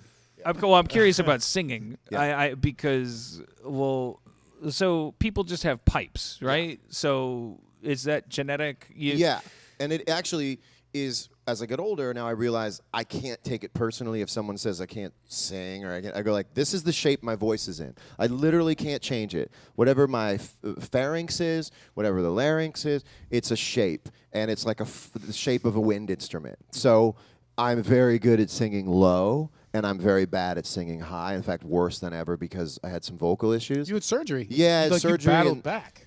What's it? Awesome. Yeah, it's kind of awesome. Thank you. I looked at it like Kobe would look at it, which is like, yeah, if you need to go into the knee, go into the knee. If I can't play a season, I want a championship next year, so go into the knee this year. And so, would you have continued would you have just continued to play guitar if that had gone down? Yeah, but I got to tell you, I learned how much I love singing because I did do that, and they're linked. I didn't think they were linked. That's like, once I got my voice back, I was like, okay. With what I have, which is still mostly capable. When people who can sing are singing, as a person who cannot sing and who occasionally then sings, like in karaoke, like the rest of us, and you have these moments where you're like, oh, you're listening to yourself and you go, oh, I sound a little bit like George Michael for that one moment. Like when people who can sing, like, is there dread? If you're in front of a stadium and you're singing, is every note like an Evel Knievel jump? That's or funny. are you just like, nah, I got this? Some are. When I feel like I've well slept, acid reflux is in check, I sleep on a medicated pillow, a prescription pillow. It's on a slant. I sleep on my side. I hide it when company comes over, but most of the time I use it. And it's like on the sexiness of John Mayer atmosphere, the medicated pillow just bounces off. Sorry, like I have a prescription pillow. But then you could also see, like, because I'm a singer. But when I know that the facility is there, it's really, really fun. But singers are a notoriously sensitive, hyper-focused, neurotic bunch because the voice is never the same way 2 days in a row. My voice has never been the same way any 2 days. It's just a natural thing. Your voice changes. There are things you could go for on the record that don't sound the same live. And that's another thing I've come to live with over the years. But when you're young and it's the showcase and you're in LA, let me tell you this. When you're in LA for your showcase, you're starting out, you're playing the club, you will get sick. You just will. You just will get sick. You'll wake up that day and go, and you live with that, and you go crazy for the day. You take prednisone. Every singer has prednisone stashed away. Every singer dopes in that sense. And it's because there are horror stories. It's up here. Right? Or what? But have do you experience these moments where, like, what is the worst case scenario? Because from the layman's perspective, all we understand is like, it's like the rock star game where like there's 8 notes and you hit the note right, and then you professionals are like, oh no, it's all this other shit, and like, but we look at it like, oh, Madonna canceled her gig. Sorry, I'm dating myself. She canceled her gig. She's got a sore throat. Okay, well that's the big. But to me, the nightmare wouldn't be canceling a gig. It would be. Is there this? The nightmare is canceling the gig, because You just stare out your hotel window. Have you and ever been in front of a bunch of people and Yes. been like, your body is a Yes, but I've learned that they really most of the time can't tell. And you interpret, right? Yeah, And most so- of the time they can't tell. Yeah. 98% of the And time. so that's they my can't next tell. question. Like, what? It's not just this empirical thing because No. your voice, I can hear it even though I don't even like music. I'm like, I get it. There, you can get it, I right. know why your voice is special. I can hear it. Like, you're listening to different shit and you're going, shit, I lost 5% of the Mayer sound. So this is the difference between having a good performance and giving a good performance. You can give a good performance, which means you liked it, but I didn't have a good performance. And having a good performance is in the user experience of how it feels to have the automat arm go for the note, pull it, have the muscles go reep like that, have the air pushed through the right way, have the microphone turned up loud enough and the monitors in the right way and the thing bouncing around, the sound waves Right. bouncing around the room the right way, and they come back to you in a way that says, And you are can tell, God. and it feels good. That's what I wanted to know because actually that's how normal people feel too when they accidentally hit a note. That's why we sing in I the see shower. what you're saying. Because the shower makes us feel like that. Do you think that every normal person, to use your parlance, do you think that every one of them has one like pet favorite line from a song they Yes. sing that they've picked Yes. up in the shower because it sounds Mike Crivello's world is a wonderful world of cameras. Yeah, sorry, it's a commercial from Milwaukee. No, it's more importantly that. But yes, the answer to your question is yes. Like people like. Do you have one? Is there a song like a little line you go, I still got it on that? Like you test it out. Yeah, if I can hit any this is dating myself, but any Philip Bailey. Yeah. Yeah. My Michael McDonald is falling apart as I get older. As you get older. But so did his. Right, So I'm right, like, right, okay, right. I'll just learn to sing how Right. he sings now. I love those. I keep listening to Easy Lover all the time. Yeah. Yeah, that's And- why we get along because I'm a Phil Collins guy. We've Yeah. never It's sung such a- Easy Lover together. It's such the We will- drummer's mix of that song. Because it's two, dueling drummers. Yeah. So you were like, It's- oh, they had to agree on this track. It's they really such- had to love this track because it starts out with big drums. Actually, that also starts out with Easy Lover. yeah. Same Oh, way. It you're starts right. with the frame. You're Right, with the absolutely refrain. right. It Yep. starts with the fucking refrain. That was the '80s thing. Was like hit. You got to hit him. Got to hit him with the hook first. Got to hit him with the hook. It's gonna be a hit. But I thought actually to myself, there's the sign of an amazingly good song is when I hear it, and I wonder what it must have been like the night the artist finished it and sat back and played it for the manager. And imagine being like, Joel, come here. Joel, sit down. Press play.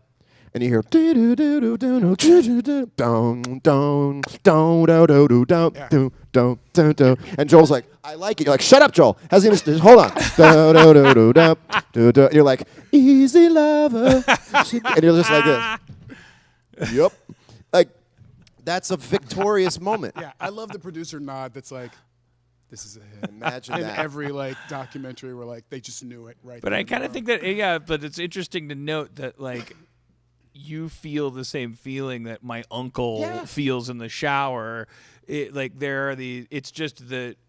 It's just that when you're feeling it, 100%. it's more in line with a bunch of people hearing There it. is no but way- we all feel it when we like that sensation of fuck, I'm nailing it.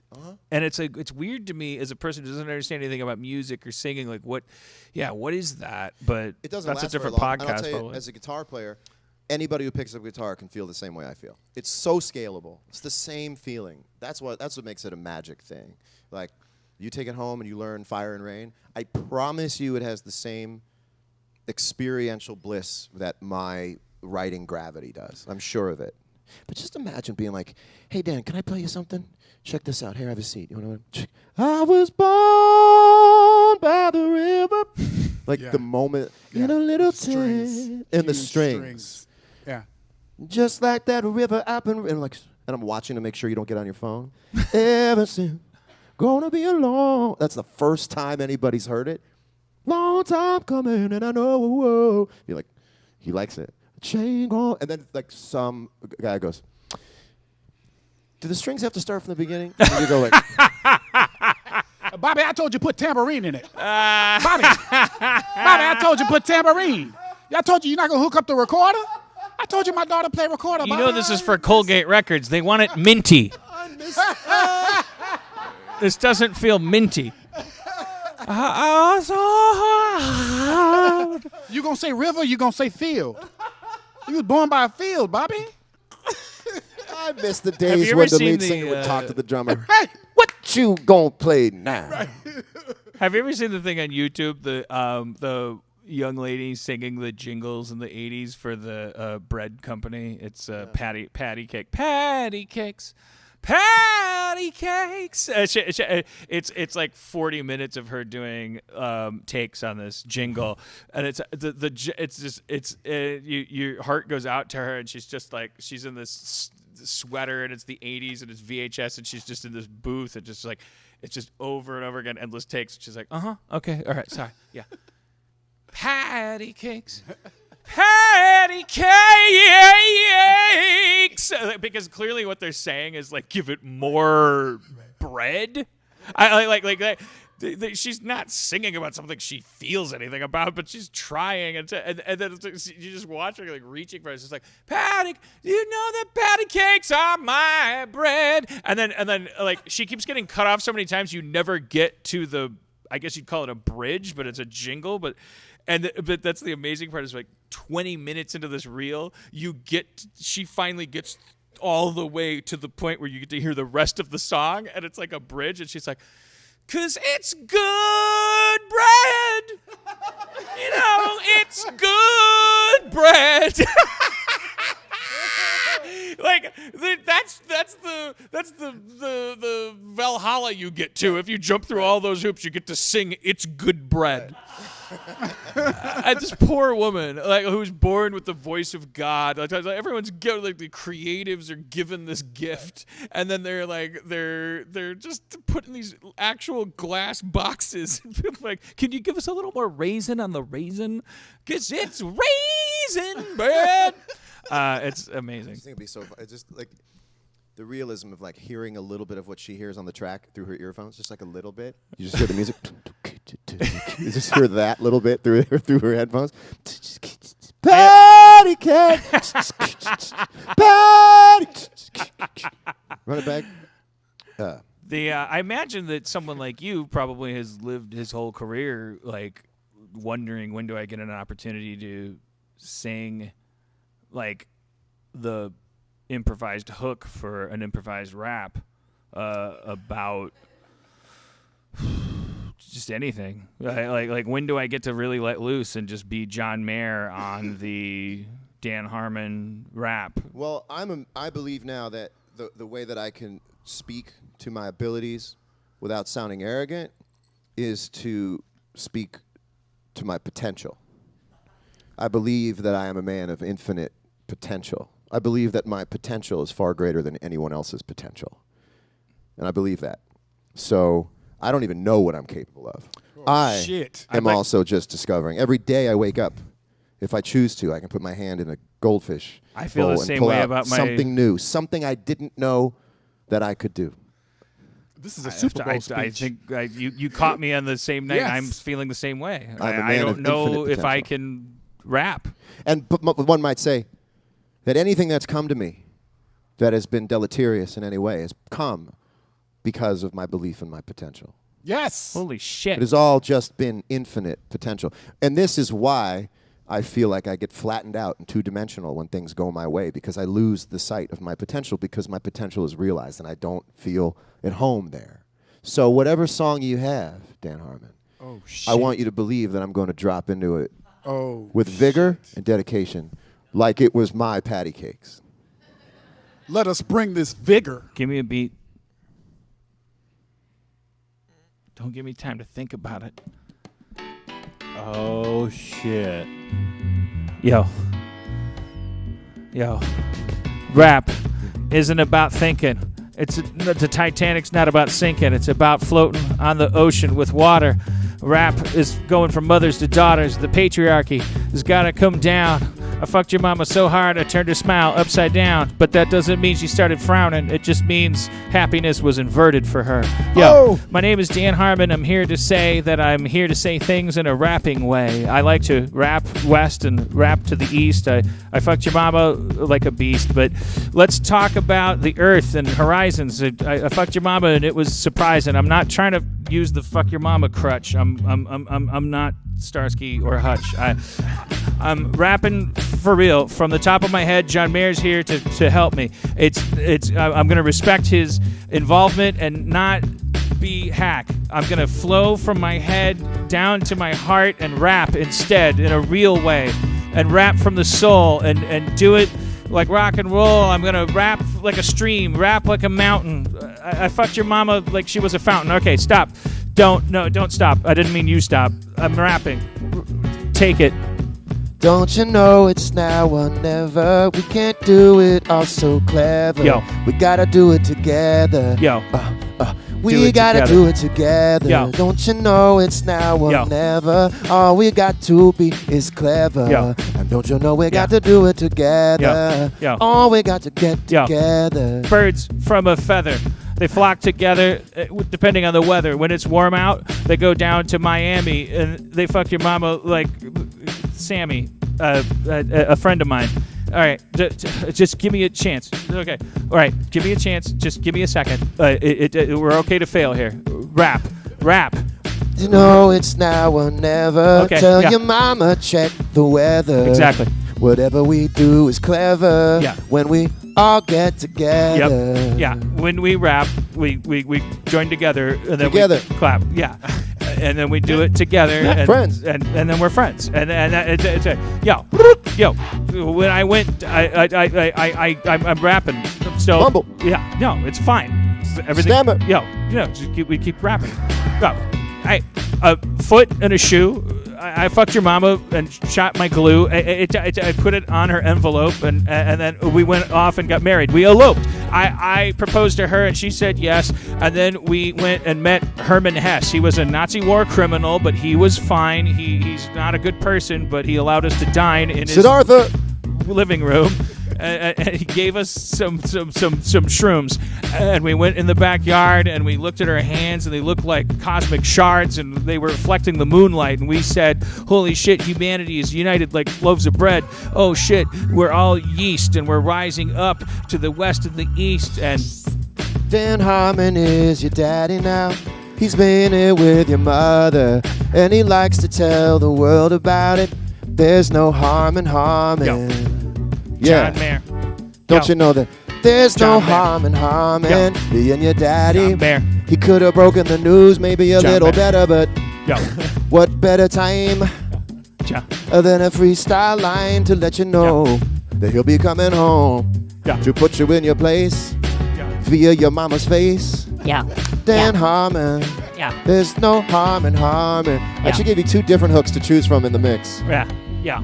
Well, we're not gonna edit it. Yo, Here's me at a different pitch. I'm doing a different sitch. I got my vocoder over here. I turned the knob, and now I'm singing at a higher pitch. Okay, we won't do that.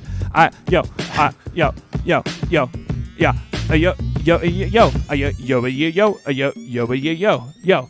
John Mayer went to lunch one day, and he saw your mama, and he said, hey, and he said, my name's John Mayer, and she said, hi, and he said, I'm going to take you to the sky, and he sang, your body's a wonderland, but what about my dick? And she said, I'm not standing in line for it, and he said, you don't have to, I'll take you to the front, and she said, yo, you got a fast pass to my front Yes. thing. All right.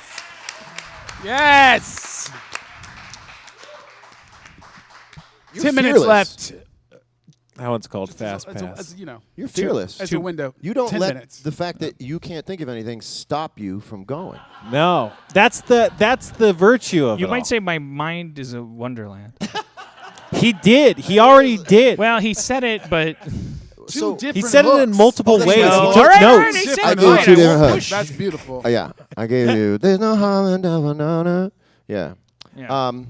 And also, we came full circle because you got to actually do some add-ins. I did. At the top I of the did. conversation, we said, who's the dude that does the rap add-ins? Yep. Yeah. You You said came out Herman with Hesse. Siddhartha. And I said Siddhartha. I said dropped Siddhartha. the That was Siddhartha perfect. bomb. I mean, come on. I don't It's think hard there's- to do. It's hard to do. You did it. It's hard to do. It is hard to do. I mean, I'm serious. I was thinking that whole time. You just busted off Siddhartha. I couldn't do one. Yeah. It was great. Well, it you was have to great. you have to be an open channel, but not too open. I try to close my channels. Yeah, I try to keep the aperture just as gaping wide as possible. That makes sense. Why don't you guys get a room? You know, he's not going to be back here next week. I won't be back next week. I didn't think he was. Well, you don't have to cozy up to him like this. He's a guest. I'm trying to make him feel welcome and like he didn't make a mistake tonight. Okay, we'll try I to don't- I walk a feel- line where you don't make me feel unwelcome. I'm just saying. I love Like, that on the I'm night of the talented. Grammys. I take you for granted. I That's a wrote a mistake. song with Dan Harmon about the fact that he's having copious amounts of sex with America's mother. Yeah. America's mother. Now, this does circle back to everything we were talking about, being disruptive, being strange. On Grammy night, I showed up here and we jammed out, and my fate is unclear. We'll probably win After a this. Grammy next year for this. That's the only reason I'm here. So how do we put together? And I was going to say the one thing I didn't get to is, Dan, the way your mind works, and I love being a map maker. For people's minds. Wonderland-ish. Wonderland-ish. That's why I could never get to it. There was the Wonderland smoke bomb went off. You subdivide. Your brain cleaves. You take one thing, you cut it into two. You go because it's A and B. You take B and you go because it's B with 1 and 2 in italics underneath. You build this kind of increasingly. What's the mathematical theorem where you just keep cutting the distance between here and the wall and you never get to the wall? ADD?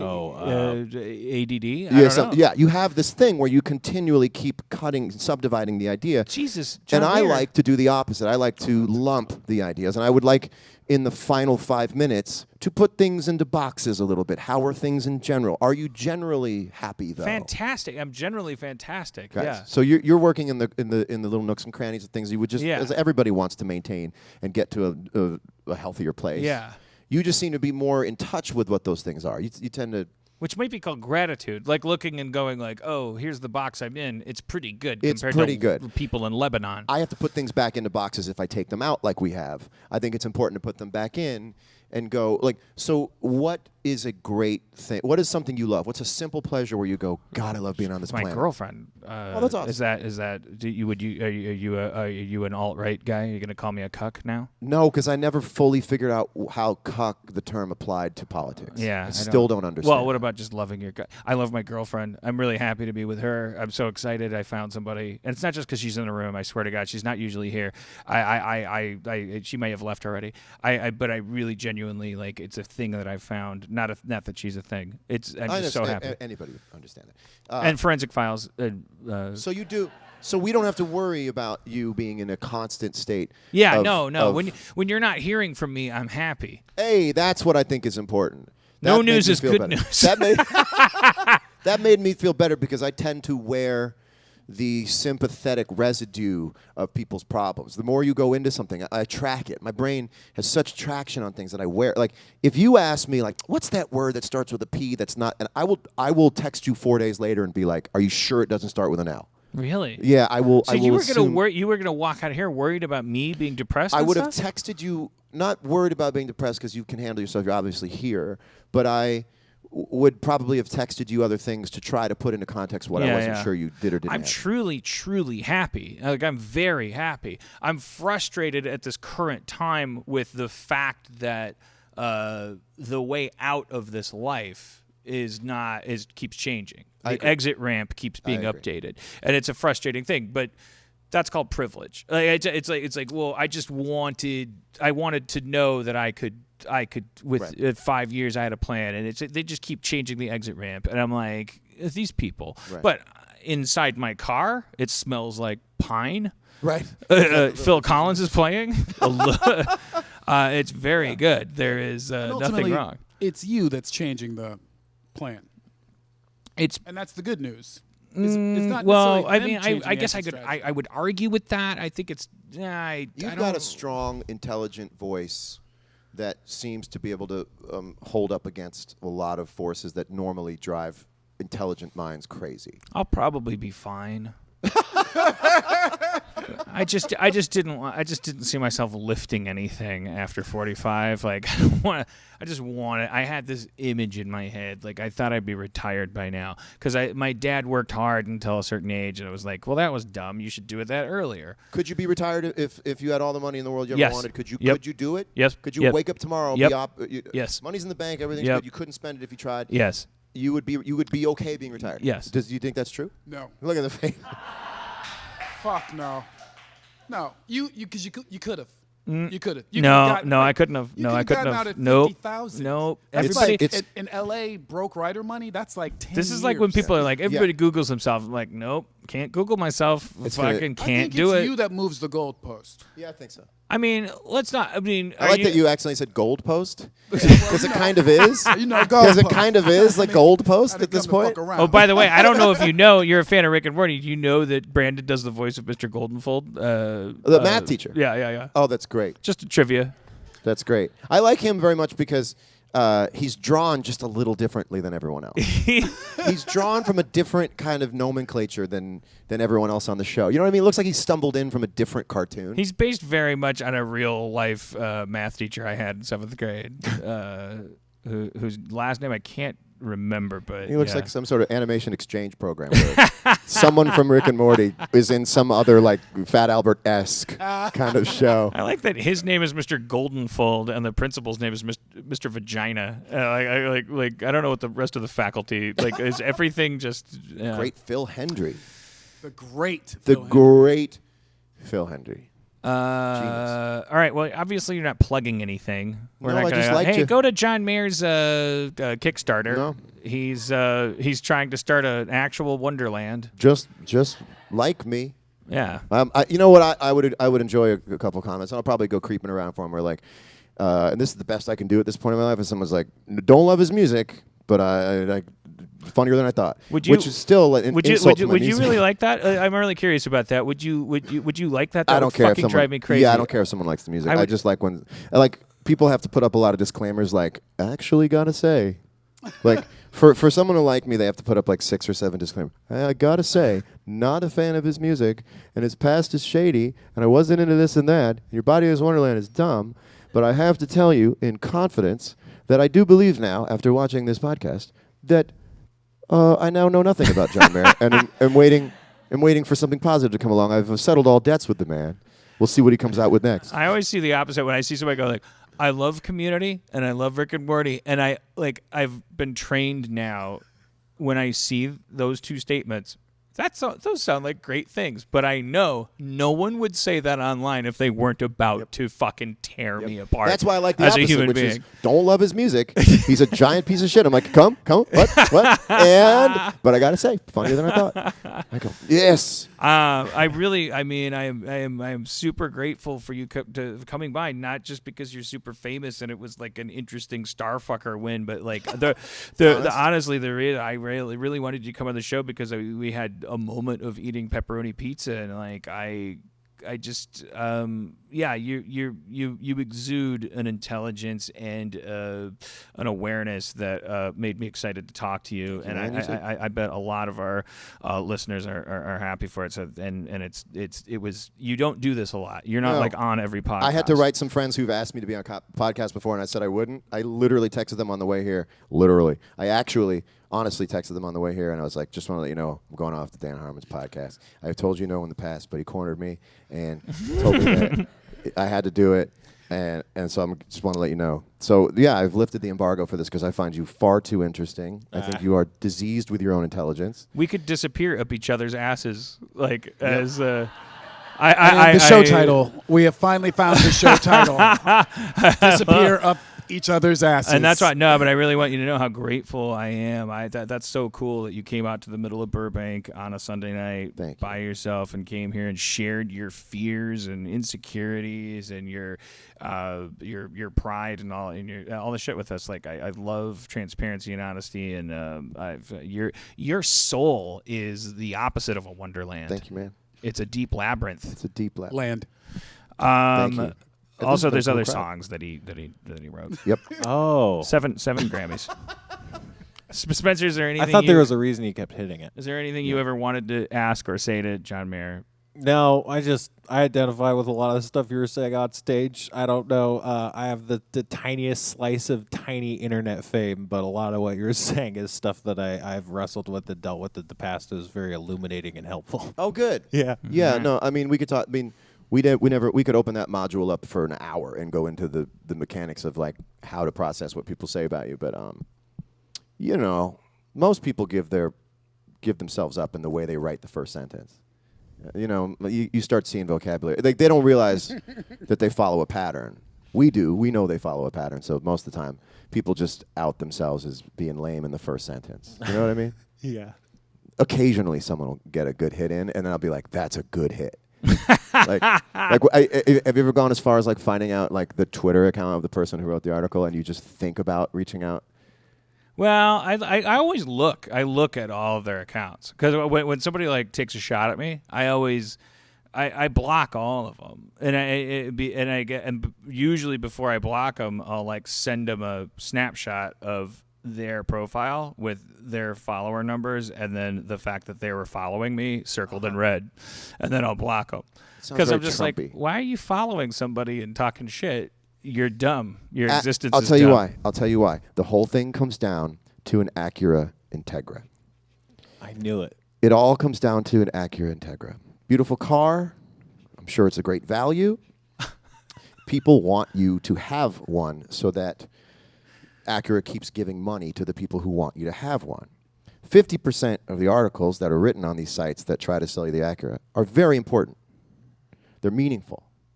The other 50% is absolute garbage meant to drive you to just nothing but sales and clicks. Your responsibility is to figure out which 50% is which and block out the dumb shit. That's the challenge. And it all goes back to an Acura Integra. That's true. All right, that's the closer. button. Let's Yeah. fucking close the show. I'm not going to monopolize it. John Mayer, ladies and gentlemen, thank him for coming. Thank you very much. This is awesome. Yeah. And let's end our podcast. Let's all go do things that are relatively important, like going to bed with Cody. I'm going to drive home Your and think about body the worst is thing I a said. It's going to get in my head. It's going to corkscrew. Your It's going to say, John, body fuck is a you. wonderland. There's some things you just shouldn't do. You're going to run the whole transcript through that brick you call the brain, and then you're going to complain. You're going to ask if you can take it out, and the next time they put it up on the net, you're going to say, that thing I'd rather forget. Can we take the rap out? Did we do it yet? I just don't want to hear from people telling me that there was something I said that they could get the smell on me, that I was trying too hard in the backyard. I bought the milkshake, but it had lard, and it was all curdled. Yeah, I don't want to be that way, so I think I did it right. But now that I did, that's why I kept rapping tonight. So when I get in the car, I think about the rap. This is the thing that I did that's crap. To make it off balance, to make it strange. It's got to be strange. So tomorrow is a new day, a new direction, a new way.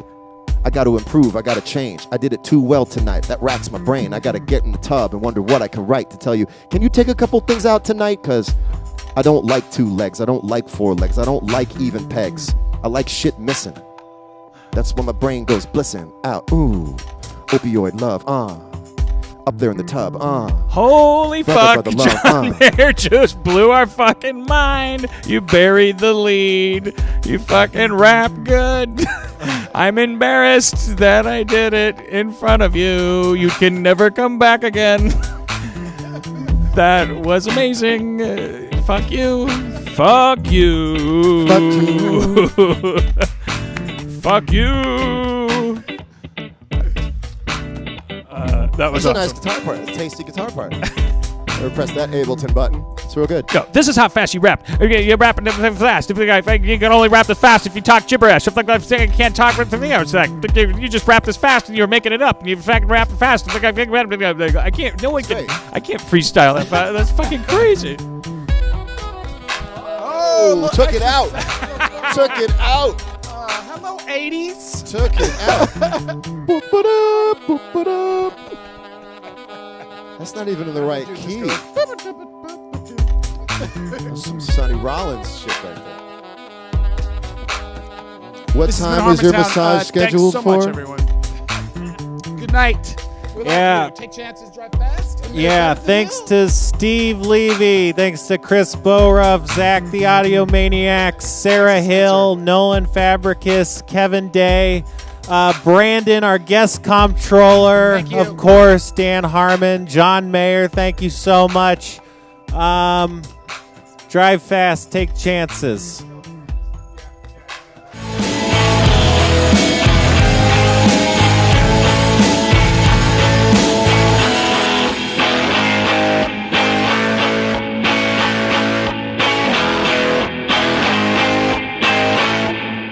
Did you get any of that? It's a good show.